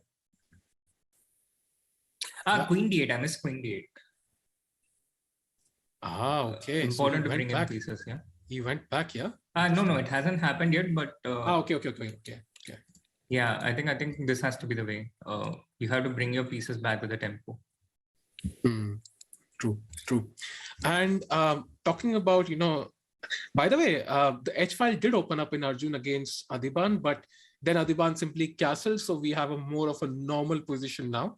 And to be honest, I think this is exactly what Arjun would want, yeah? Very simple position and equal material, pieces he can exchange pieces whenever he wants. And I think Arjun is most likely going to be the winner. What do you think, Chad? Do you think Adhiban can somehow create complications here, or is Arjun going to cruise through as the winner of the MPL Indian Chess Tour? I'm noticing a debate for a pretty long time, whether AD can spoil Arjun's party or not. A lot of interesting comments. Adhiban former 2700, Arjun having never reached 2700 so far. He's rated 2675 as of today. And all these things, very interesting debate. Stranger things have happened, but I think it's Arjun's time now. True. And the thing is, there's no clear imbalance. I know there's some sort of imbalance because black has an extra central pawn, but because of these active white pieces, the bishop on e5, the knight on e4, the bishop on g2, it's so difficult to imagine how black will, create any sort of plus point in his position that he can utilize to, somehow put some pressure on white. The bishop on e5 is so good. It's just so good. Yeah, I mean, white has the option to exchange pieces, and I expect Arjun to draw this game at the very least. Absolutely. And Sahil, back in the times, you could get a position like this, and you could straight out get a nice position and offer a draw to your opponent, and it will be done. But these days, I'm not entirely sure about this tournament and the rules, or the Champion Chess Tour rules in general. But these days, there is usually a restriction, a move restriction before which you can offer a draw. So things have changed. And this has affected me in various different ways. I have played some tournaments with a 30 move rule, where I wanted to, just go and get a quick draw because I'm leading, but I couldn't. So I would tell myself, I'll wait until 30 moves and then I'll offer a draw. And by the time we reach move 30, I would already be winning. And it has helped me in that way, but it has also acted against me. Do you have any similar experiences? Yeah, so I had a situation where I was playing a slightly lower player as black, and he played an opening which I was not prepared for. So after I think it was move 19th or 21st, I offered him a draw, and he took a long think. But then I realized that, maybe it was in the rules that I cannot really offer a draw before move 30. I went to the arbiter, I asked him if I can do so, and he said, no, it's not allowed. I came back to my seat, and my opponent said, okay, let's draw. But then I had to break him the awkward news that we can't really draw this because there's certain rules here. And then I actually ended up winning the game just 5 moves later. So he was very angry at me for this. That was a weird situation for sure. I can totally imagine that. But this has all worked out well for chess, because I do remember being so frustrated as a spectator back in the late 90s, 2000, when there would be a very interesting position. And then suddenly the game would end. Suddenly out of nowhere, the game would end and it would be a draw from very, very interesting positions, move 20, move 25. And I think the draws we see today in the top level, they are usually more fighting draws. It goes down, all the way to the end. And then it's a draw. But yeah. And sometimes in open events, what you see is in the last round, right? You see a lot of draws on the top boards, because what happens is, there's prize money involved, and, people want to take home some prize money, and there's a lot of risk. So you see a lot of draws. But I think when there's more incentive to win, for example, you get extra cash prize as well if you win. For example, there are 3 points here for each win, and then if you keep drawing, you will not even qualify for top 8. There's extra incentive, and plus then you avoid any sort of offer draws before move 30 or 40. That kind of improves things quite a bit, I feel. Yes, completely agree. I think there is a lot that can be done in improving the format. There's a lot of improvement, room for improvement there. And I think the current format of the Champion Chess Tour is a great step forward into the format. Indeed. Meanwhile, also to remind the viewers, there is no knockout. It's the first player qualifies to the Champion Chess Tour, and the players in the top 8, they qualified to the next iteration of the MPL Indian Chess Tour. There's no knockouts after this. It ends here. Indeed. And that's why, this game of Arjun is very important. If he basically wins this, he directly qualifies, and I think he's all set to do so. On the other hand, if we go to the game of Ronak against Aryan, after his, move allowing rook h6, even Ronak is not really looking, in a position where he's better or anything. Black has the bishop pair. So most likely, I think Arjun will be the one who's going to win this event. Of course, qualifications are still up for grabs. Absolutely. The qualification is still up for grabs. Ronak's position looking even. Arjun completely even, and he spent only 2 minutes, AD has had to take a lot more time. That has also been one of the factors in Arjun's tournament this one. He's been dominating not just on the board, but he has shown a completely different level. He's been faster, he has been stronger. I'm just not including the word taller here because it's not relevant, but he's just simply been faster and stronger and more dominant. By the way, if we can have a look at the game between Gukesh and Sethuraman, it's become really sharp. After we saw that sacrifice, right, of the knight on h6, and after the move queen g6 check, queen h6 check, king g8, he repeated moves and then played f4, but then came the move queen to e7. And now apparently it's not so easy to continue the attack.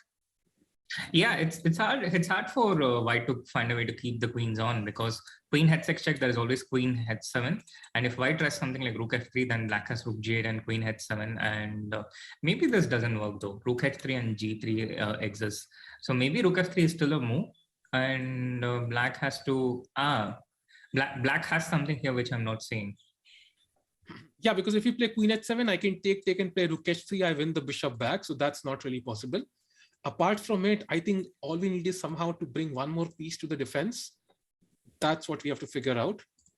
Maybe just rook f7, yeah? You rook play f7. Rook f7, put the rook on h7 and rook to g8, and it's the queen can even get trapped. So the tables will turn. It will actually be black attacking through the files opened by white. Yeah, so Sethuraman, coming back on the final round. So he might just spoil Gukesh's party, at the end. But it was a great sacrifice nonetheless, but let's see if Sethuraman can find all these last finishing moves. If he can, he should be much better in this game. I think rook f7 is the move there, as she pointed out, should kind of defend everything, because the rook stays stable on h7, defends the bishop on h4, and the white queen unfortunately does not have many squares to return. And if the queens are traded off, then black is simply having an extra piece and should manage to win this. Yes, should manage to win this. And meanwhile, a big update in the Arjun Adiban game. I think we should maybe stay on this one for a bit, because I can see a draw incoming. I can see a draw incoming very clearly. It's a 3 versus 3 endgame, and I just don't know what the manner of how they are going to draw. Yeah, indeed. And if this is the draw, then everybody in the chat, you should have Arjun OP in the chat going on, because considering how many tournaments he's played in the past month or 1.5 months, he played tournaments in Bangladesh, he played some GM tournaments in India, he played so many tournaments, even this year, earlier Tata Steel Challengers he won, and he's continuing the winning form. He's consistent. I think that's one quality we see, in Magnus Carlsen, for example, as compared to, other players. He's consistently at the top, winning tournaments again and again and again. It's like a surprise when Carlsen does not, come in, for example, does not win the tournament. Yeah, so that's exactly what's happening in Arjun's case. Of course, he has some way to go till 2800, but for now he's doing incredibly well. And this is going to be a draw very soon. I think this elementary draw now, 3 pawns each, rook and games. And yeah, amazing performance again. What do you think, Sri? Absolutely, Sahil. Amazing performance. It's very. I've run out of adjectives to describe Arjun, but I think Anish did it really well. He's in a situation where he basically gets whatever he wants. At least in things pertaining to chess. In other things, we'll have him on the interview pretty soon. He's doing amazingly well, though. Yeah, indeed. In other things, I think Steve will have some questions maybe, but I think for chess, he's doing amazingly well. And I think I don't know if they're allowed to offer a draw, most likely not, but they will just probably make some obvious moves. I think just moving the king somewhere, and there's not much either side can do. Adiban would be relatively happy as well with the draw. He had the black pieces against the tournament leader. He should not be too worried. And in terms of if you go to Ronak's game, that's also pretty balanced. So if Ronak had drawn this and Arjun had lost, even then Arjun would go through. So I think this is pretty fair, and great performance by Arjun in this tournament. Absolutely. Great performance by him. He had a slightly off color first day, and I was asking him, what are you doing? And he was like, I was just having fun today. I was, doing things casually, and I'll play more seriously from day 2. But it's an amazing thing, man. I once watched this TV show called Selection Day. It's about a couple of cricket players, and there was this one kid who would say exactly what he wants to do and how he'll get to 100. It will be like 4-4-6, and he'll score a 4 in the next ball, a 4 in the next ball, and a 6, and get to 100. I mean, how many people can do that? We have seen these kind of things from some legendary players when they're at the peak of their time, but it's so rare. Yeah, indeed. Because the thing is, this was such a close field. It wasn't like, it was a tournament where he was, 100, 200 points ahead, and they were like a couple of players close to him. Everybody here could have defeated him on his day. Everybody. There's nobody in this tournament, who cannot really defeat Arjun on his day, but somehow he again and again manages to somehow, prove that how strong he is. And now we have a completely drawn position. I mean, this will not end in a win fight in a million years. I think we are in this moment now. There's going to be a repetition. Rook e3, rook e2, rook e3, rook e2. I don't know what AD is thinking now.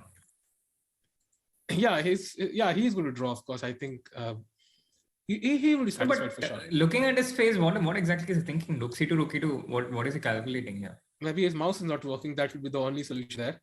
Yeah, he trades. He's just excited in the pawn end game, I guess. Maybe the pawn game is drawn or not, but yeah, it should be over. Yeah, king e3, king d5, king d3, and then now some repetition. Yeah, king c5, king c3, king d5, king d3. Yep. With that chat, Erigesi Arjun has won the tournament. He is gotten the first place, and he has qualified for the CCT event. Amazing forms by Erigesi Arjun. Continues on this amazing path. He's surprising every tournament, and he's going to be one to look out for, maybe in the Olympiad team, maybe in future endeavors. Maybe we'll see him challenge Carlsen 4 years from now. I don't know. The sky is the limit for this guy. He's crushing everybody. What do you think, Sri, as his coach? I feel incredibly proud and happy for Arjun. He's had an amazing run, and just incredibly proud. I've been asked this question so many times repeatedly over the last few months. I don't know what to say anymore. I started off with a pretty lengthy description after Stainless Steel Challenges win, but post that, I think just the word proud. Indeed. And his, I think, live rating is like 2676, if I'm not mistaken. I think somebody in the chat can confirm. And it's 2675. It's 2675. Everything has got tallied. Yeah. 75. Insane. Just 25 points away from the magical mark of 2700 at such a early age. It's insane what he's achieved, and we can expect even more amazing miracles from him in the coming years and months. Yeah. So with after that, after his first day where he had a modest 2 out of 4, one of those rare times. The next 9 games from rounds 5 to 13, he made only 2 draws, and then post that he only stopped to make draws against Sethraman and Adiban after he knew that he was going to win the tournament. So that was 8 out of 9. 7 Wow. wins out of 9 games. Wow. Insane. And I think it's become normal now. I don't know, Chad, what do you feel about this? Like, I think just like we depend on Magnus to win, I think we kind of expect Arjun to win now. Isn't it true? Like, I mean, if he had not won this, I think we'll be more surprised than him winning this. I think when that's a fact, I think that time kind of tells you how dominant your arena has been, right? Absolutely. Like the Magnus Carlsen of the Indian chess tour. Yeah, exactly. And now you can see in Ronak's game, they're exchanging pieces. So we should expect a draw in this game as well. And that means I think Arjun goes to first place. The second place is, I think, is it still up for grabs? Because I think Gukesh was like 1 point behind Ronak, right? If I'm not mistaken. Yeah, Gukesh is 2 points behind Ronak, but he did defeat Ronak. So if Ronak draws and Gukesh wins, then Gukesh would end up with the second place, completing the usual of what is happening in Indian tournaments these days, Arjun and Gukesh. But it doesn't look like Setu's any mood to make that happen this time, because he's a piece up and he's intent on keeping that piece. Yeah, I think God is a bit busy nowadays with important stuff in the world. There's some stuff going on, so he's just copy pasting the results for now in every Indian chess tournament, and maybe Sethuraman is kind of finally put a stop to that. Let's see what happens. Meanwhile, Abhijit Gupta is completely winning against Karthik and Murli, and I think we should see a finish quite okay. Just as I say that, the evaluation bar dips, like. So I say that the evaluation bar dips. But what's going on here, Sahil? Yeah, he captured on h7. I think that looks like a very natural move, though. But I think rook h7. I think the point is now we can just take on e3, yeah. And you kind of lose the edge of the bishop against the knight somehow, because even though the knight on c4 is kind of, very well placed, untouchable, it's somehow, first of all the black pawns are on dark squares, and the pawn on h6 were defended by the bishop. So once you remove the bishop, then your rook is kind of tied down now. Whenever you move the rook, I can simply take this h6 pawn, and it gives black more drawing chances for sure. I think black should simply take the bishop now. Take the bishop, take back the knight, and now do you go king g6? Yeah, most likely. And, I think white will end up winning one of those pawns for sure. I'm not sure which one will it be. Maybe he wins the a pawn, but most likely it should be a draw now. I think, okay, white will fight for sure. There's no doubt he'll fight for sure. But I think there are more drawing chances here than there were, 3-4 moves back where white allowed the exchange of the knight for the bishop. We'll see. Game with 2 results. Either white can win or a draw. And the other important game for the qualification, Lalit against Leon. It looks like Leon is leading all the way. He's clearly winning as black. And if he wins this, he will seal his spot in the top 8, which would be quite well deserved considering how exceptionally well he played in the first 2 days. And Indeed. And the c pawn, on c4 is looking so strong. Black can at some point move the queen to the d file somewhere and then start pushing that pawn. And unfortunately, white does not have any clear counterplay here, either on the king side or the queen side. So I think Leon has an easy win here. He plays queen d3, and queen e1 does not look like a very ambitious move because but there's nothing else to do here for Lalit, unfortunately. And with that, we have the man of the moment, the national champion, the Delhi Open champion, the Tata Steel Challengers champion. How much more are you planning to win, Arjun? What's your plan? Because by now we have figured out that you are going to get whatever you want. Hi. Hey, Arjun. Hi. Hi, Arjun, and welcome to the broadcast. Huge congratulations for such an amazing and convincing win. What are your first thoughts? Since day 2, I started taking it a bit seriously, and I think until yesterday and day before yesterday, I played well. Today was a bit shaky, especially against AD and C2, because I was like, so it's okay, and I was being a bit too desperate, I think. But if not for that, it was pretty good. Yeah, we are constantly talking about how you get whatever, literally get whatever you want. You want 10.5, you score 10.5. You want to win the national championship, you win the national championship. You decide you want to, you are okay with the draw against Setu, you get the draw. You decide to beat some players. How do you do it? That's actually a bad strategy because against A2, I was better out of the opening and I could feel that, but I misplayed it terribly and he was pushing in there.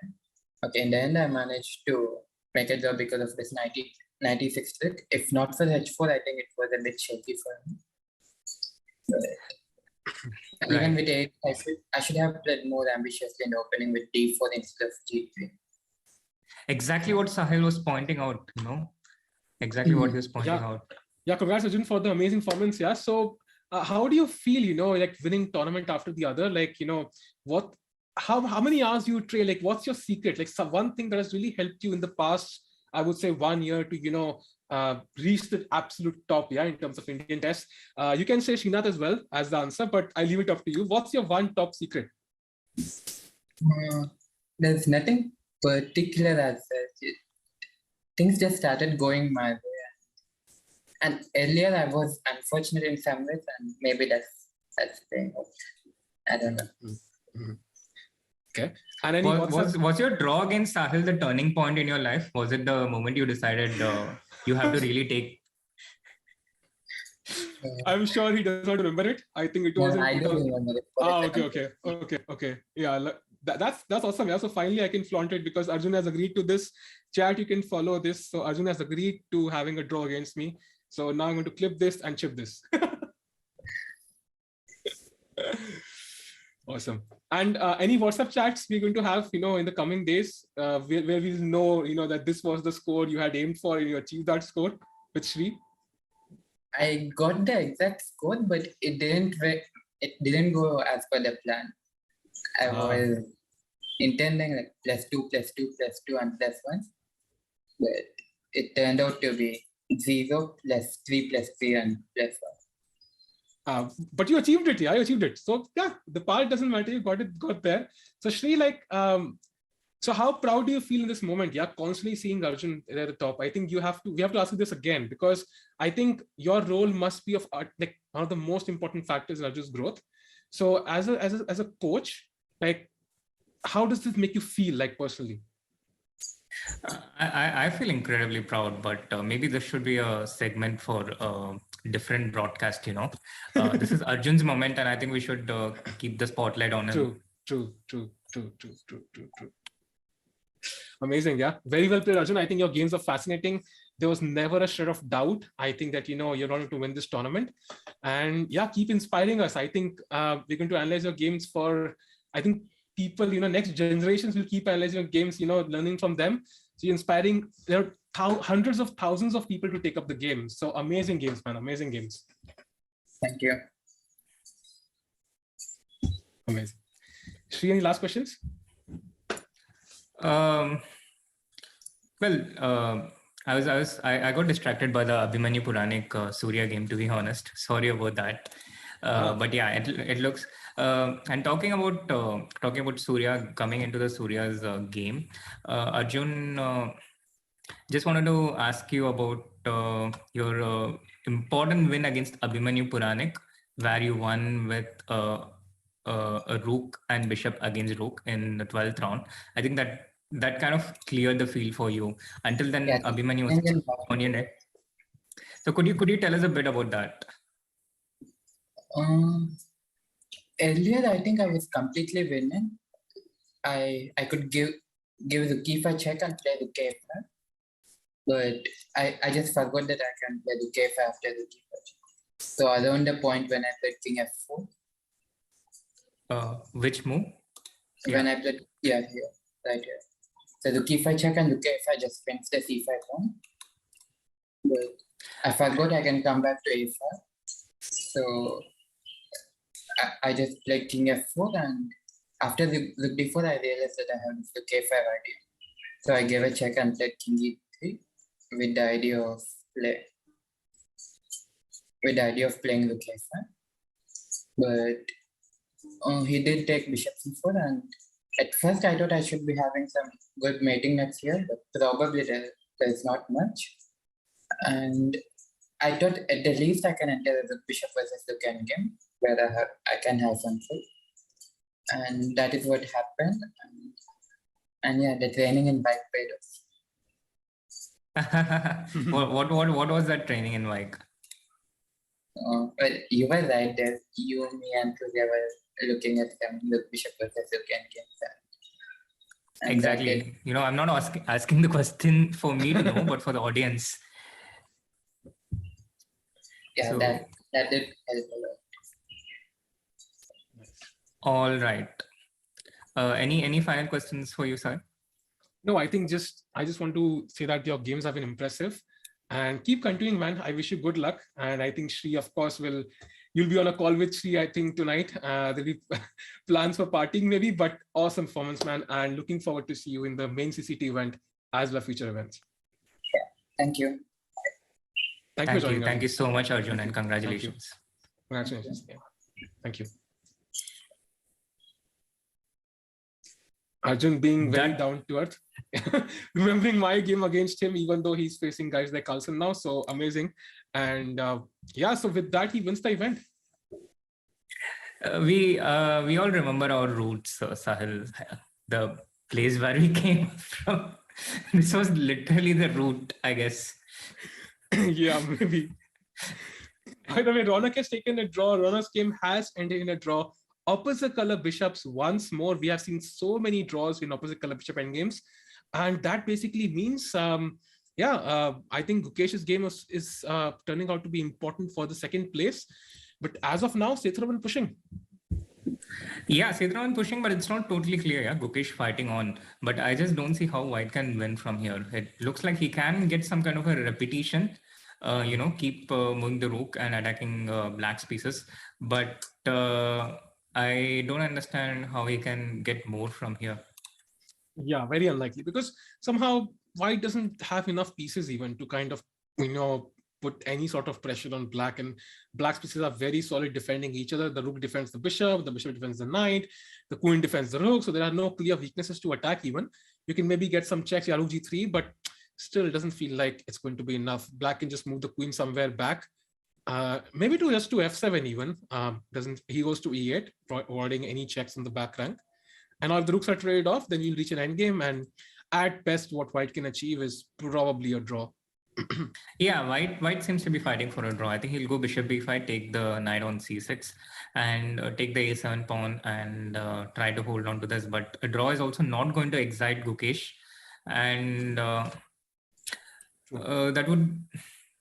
I can imagine Ronak watching this with bated breath. Second or third, not a huge difference, I guess, but it would matter for some people. For sure. I think psychologically, and if you put in so much effort and you will kind of there, at second place for a long while, it definitely matters quite a bit. And by the way, in the Abhijit against Karthikeyan game, we can see that Abhijit is actually pushing. He's managed to somehow put the pawn on a5, and now rook a4 is incoming, rook behind the pawn once more, and the rook is very well placed because it also defends the e4 pawn simultaneously. So not at all easy for Karthikeyan to swindle himself out of this. Yeah, Sahil, once again, whenever I see this A passer, I get reminded of Arjun, A for Arjun. And I'm not sure if Abhijit will be able to stop. Karthikeyan is going to be successful at stopping this pawn. Karthikeyan has 19 points, Abhijit has 16. So with this, he will catch up. But another person who has 16 points and is going to catch up is Harika, who has done again fabulously well. What a comeback. And she's beating Sankalp Gupta now. Wow, that's amazing. That's absolutely insane. Harika coming back in the second half, like she's played some marvelous chess. Yeah, I mean, I'm very happy to see. And it's going to be very tight in the standings. Who will actually qualify? We might see somebody miss out on tie breaks. Who knows? Let's see. Absolutely, very tight because Karthikeyan had defeated Harika. Harika defeated Abhijit Gupta, and Abhijit Gupta is going to defeat Karthikeyan now. So it is going to be a three-way tie for the 8th place. And we have to wait for all the games to finish to know who is going to be that person at the 8th place. Exactly. So everybody watching with, waited breaths to who will be the one who will qualify. But yeah, exciting tournament. I think I enjoyed it quite a bit. And there were some fascinating games, even though it's rapid. We barely saw any blunders. I think there were a couple of games where we got a couple of free pieces, but high level chess. And yeah, right till the end, we did not know who will actually win the tournament, who will be the ones who will qualify. So, bahut maza aaya bhai. It was a lot of fun. Absolutely, a lot of fun and still some more fun, but I would really love to see some appreciation for the way Harika has struck back in this tournament in the chat. What an amazing turnaround once again. A huge shout out to her and Indeed. her fighting spirit, her resilience. And once again, just more opportunities and the women players will be right up there. Indeed. And Shivakrishna asking, are there players from tomorrow? Why does top 8 matter? Top 8 matters because top 8 qualify for the next event in this series. And that's why they get one more chance to participate and, win the tournament and qualify for the main CCT event. So yeah, top 8 is really important here, especially when the first place has been grabbed by Arjun. It's the only thing that matters right now. And there are many people fighting for those spots.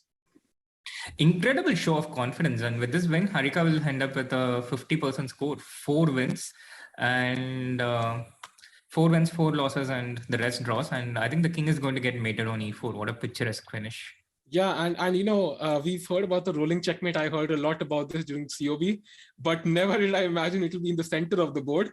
And this is exactly that situation where the center is completely closed, the white king is stuck, and there is not much Sankalp can do about it now. Absolutely.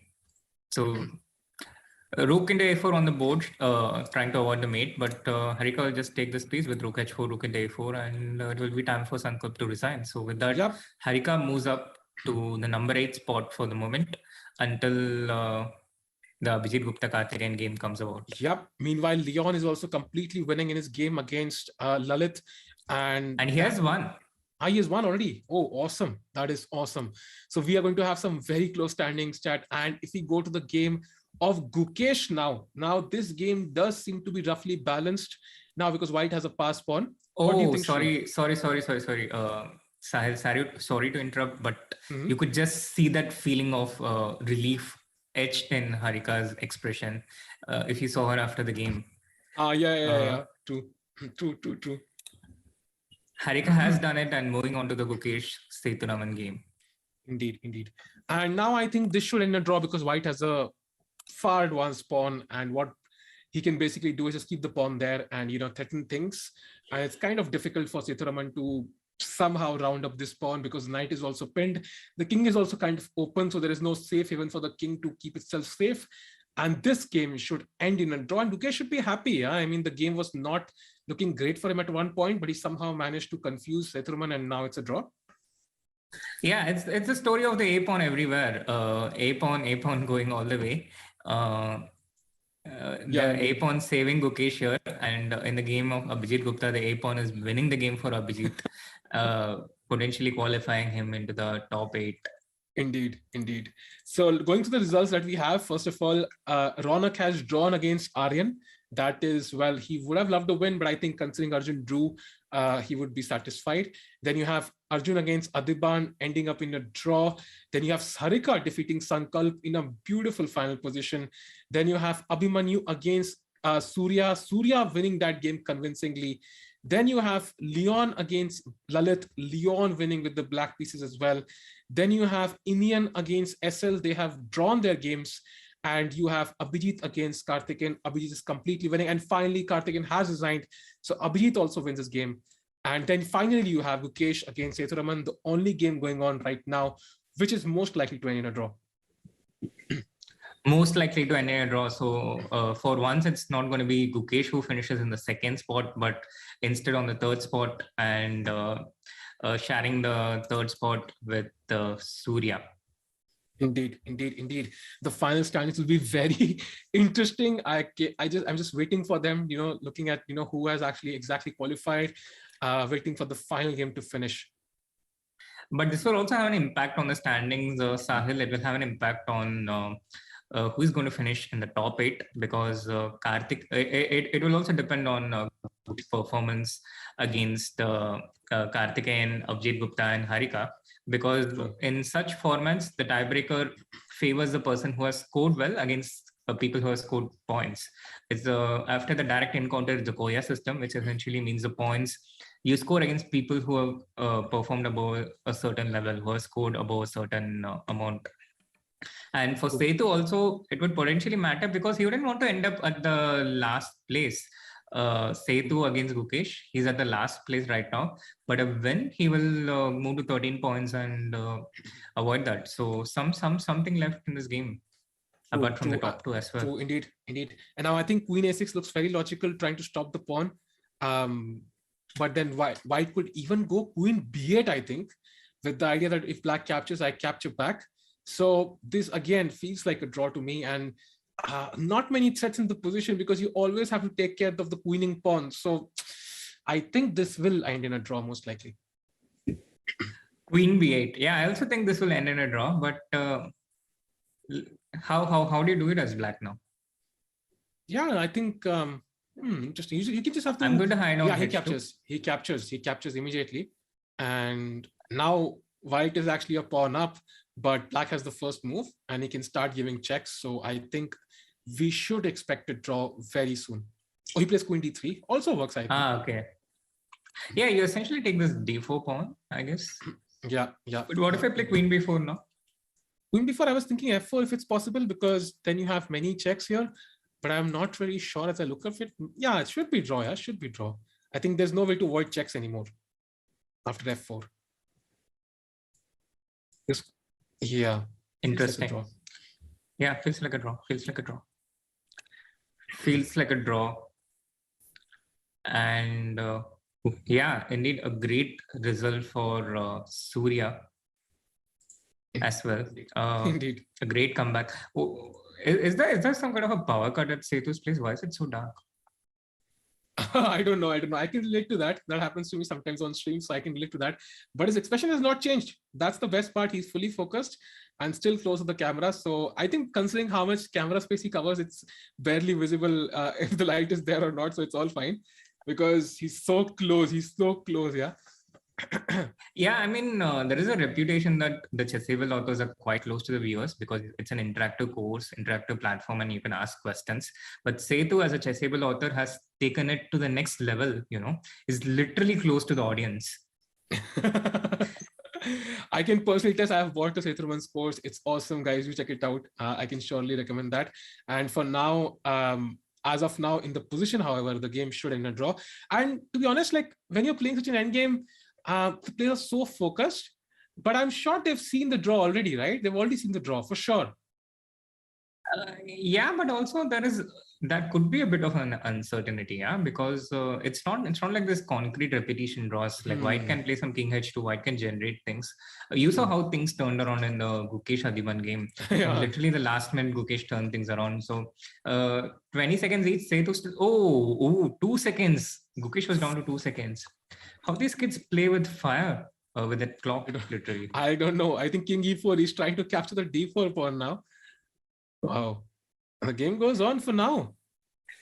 Yeah, the game goes on for now, and Gukesh still trying to find something to squeeze all of this. The problem is Queen into D4, Queen into D4, King into D4, H5, King into E5, and it would be Black who would win here. Yeah. So for Queen into D4, he would have to find something else. I think there is still some way left for it to becoming a draw. Sahil, he will try and push the H pawn. I might have to eat my words. Yeah, you never know. Oh, he plays Queen F3 check. Interesting. Now King takes E5. Now Black is the pawn up suddenly. Yeah, Black is a pawn up, but White has this outside pass pawn, which is faster, the H pawn. I think, would you keep the king close to this pawn or would you keep the king away? It's a tricky decision to take, actually. Yeah, it's kind of tricky. I would like to keep it close, but now it looks a bit difficult. Now probably have to win the queen back or something because King F6 doesn't look so tempting now. I'm still not sure because White wants Queen G7, H6, H7, H8. So either your pawn has to be equally fast, or you have to bring your king. You have to keep your king close. In time trouble, I'd still try to play King F6 and Queen to H7 and keep it protected. But he goes Queen F5, Queen G7 check. I guess he wants King E4 and start pushing the pawns because after H6 it's a draw. Yeah, this is his strategy. Queen G7, King E4. King E4. And now it gets difficult for Gukesh to generate winning chances because after H6, it's going to be a draw. Yep. But what an amazing will to win from Gukesh in any situation. For sure. And I think I would have agreed to a draw, I think, at least 15 moves earlier. So yeah, great fighting spirit. Although now it should still end in a draw. Yeah, he's played h6, right? And they're beating moves now. Yeah, now we can all see the draw coming. Yeah. Guys, we're going to have the final standings any moment now. Let's see who all are the top 8 who will qualify for the next tournament. This game will end in a draw any second. And I think we should pretty much know. I think we have already seen Arjun win the tournament. He's had a dominant performance in this entire event. And he will, of course, directly qualify. He'll be the first person in this tournament. But regardless for the next tournament, who are the top 8 who will qualify is the next most important thing to see. Absolutely, Sahil. It would be very interesting to see, and it's also very interesting to see who would be at the top 8. We will have the standings very soon, but a huge congratulations to all the players. What an amazing tournament they have set up, an amazing spectacle. Yeah, high-level chess, a treat to watch. And I think it was never clear who's going to come in top 8, who's going to win the event. They were fighting chess. And hats off to Arjun again for proving, how strong he's really become. And for all the players, and Harika for coming back spectacularly in the second half of the event, playing so well, and most likely even qualifying. I think we'll know very soon. But yeah, and Gukesh fighting on till the end. Yeah, absolute end. I think that's how much they love winning. Yeah, they will squeeze out every ounce of, any sort of thing they feel they have in the position until it's absolute draw. So insane fighting spirit.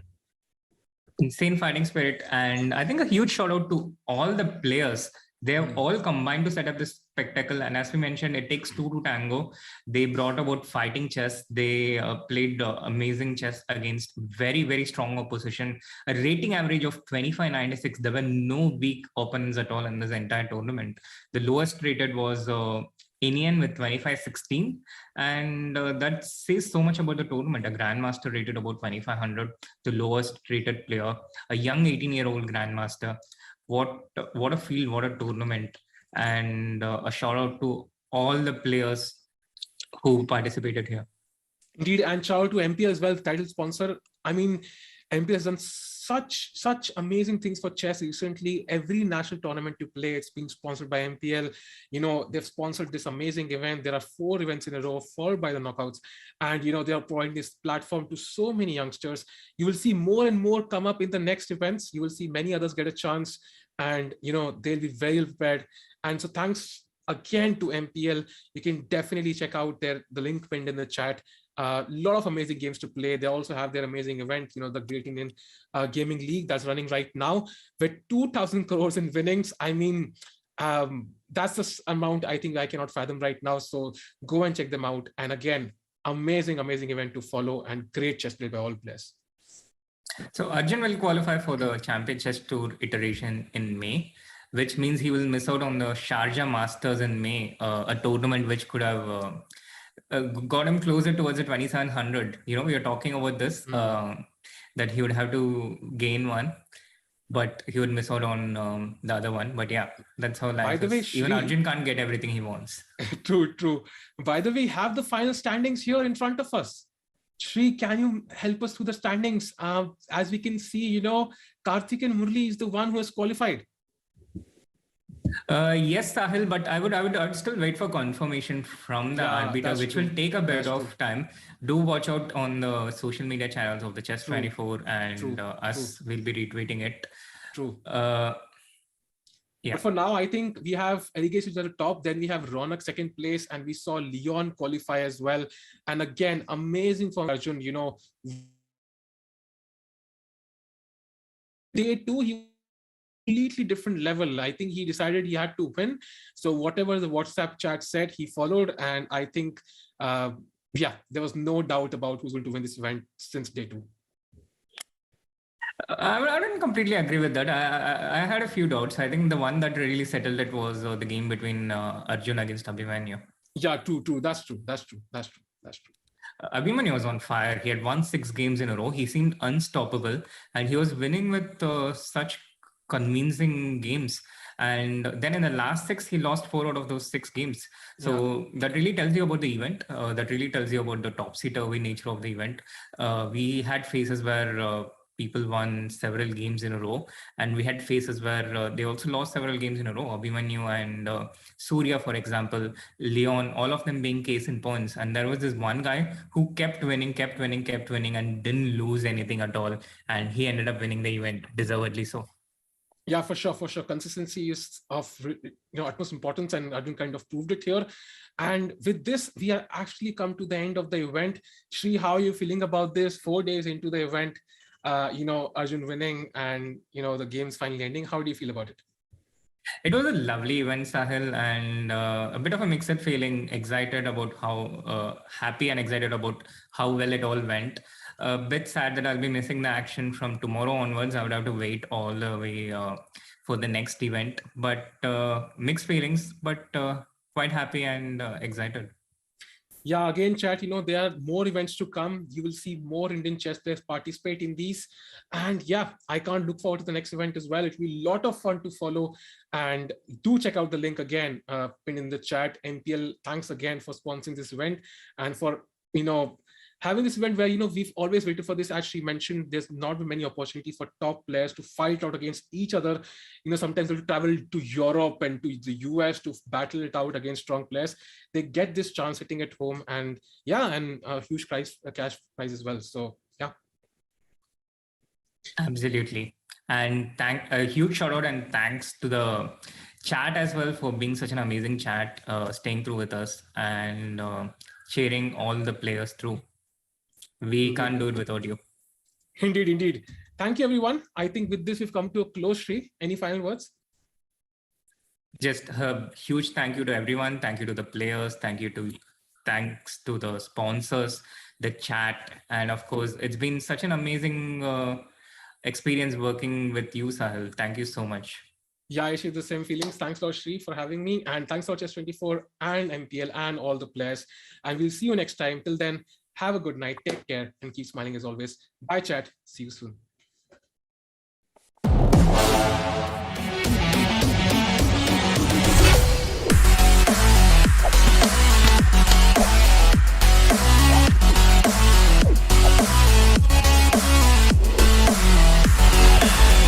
This game involves an element of financial risk and may be addictive. Please play responsibly and at your own risk. It's time to take control of your journey towards chess mastery. Magnus Carlsen introduces Chessable, the definitive solution for studying chess. Move Trainer uses the science of spaced repetition to identify your strengths and eliminate your weaknesses. There's no need to set up a board, remember which page you're on, or keep track of all the moves you miss. Move Trainer empowers you to go from the opening to the end game with confidence. It's a seamless, effective, and fun way to study chess. Choose from one of the largest online chess libraries in the world, with hundreds of titles ranging from classic books through to our exclusive Chessable courses, including over 100 free courses.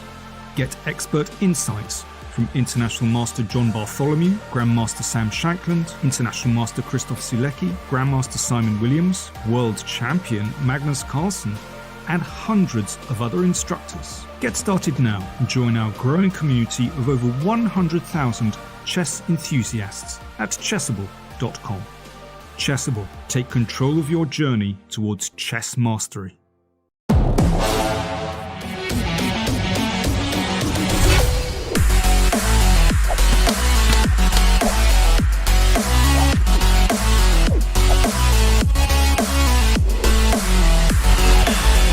This game involves an element of financial risk and may be addictive. Please play responsibly and at your own risk.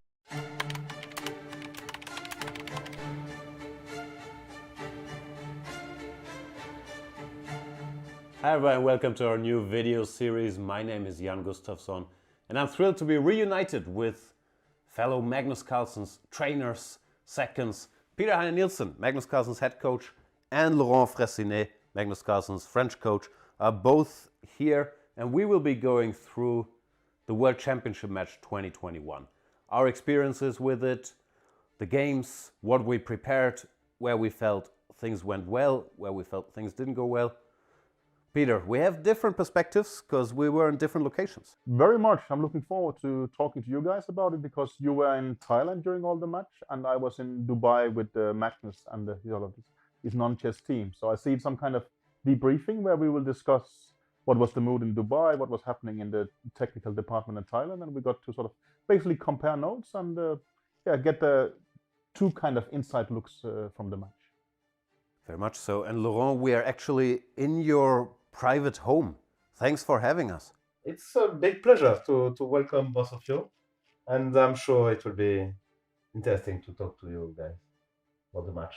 Likewise. So we hope you guys enjoy the series with our behind the scenes insights. See you then.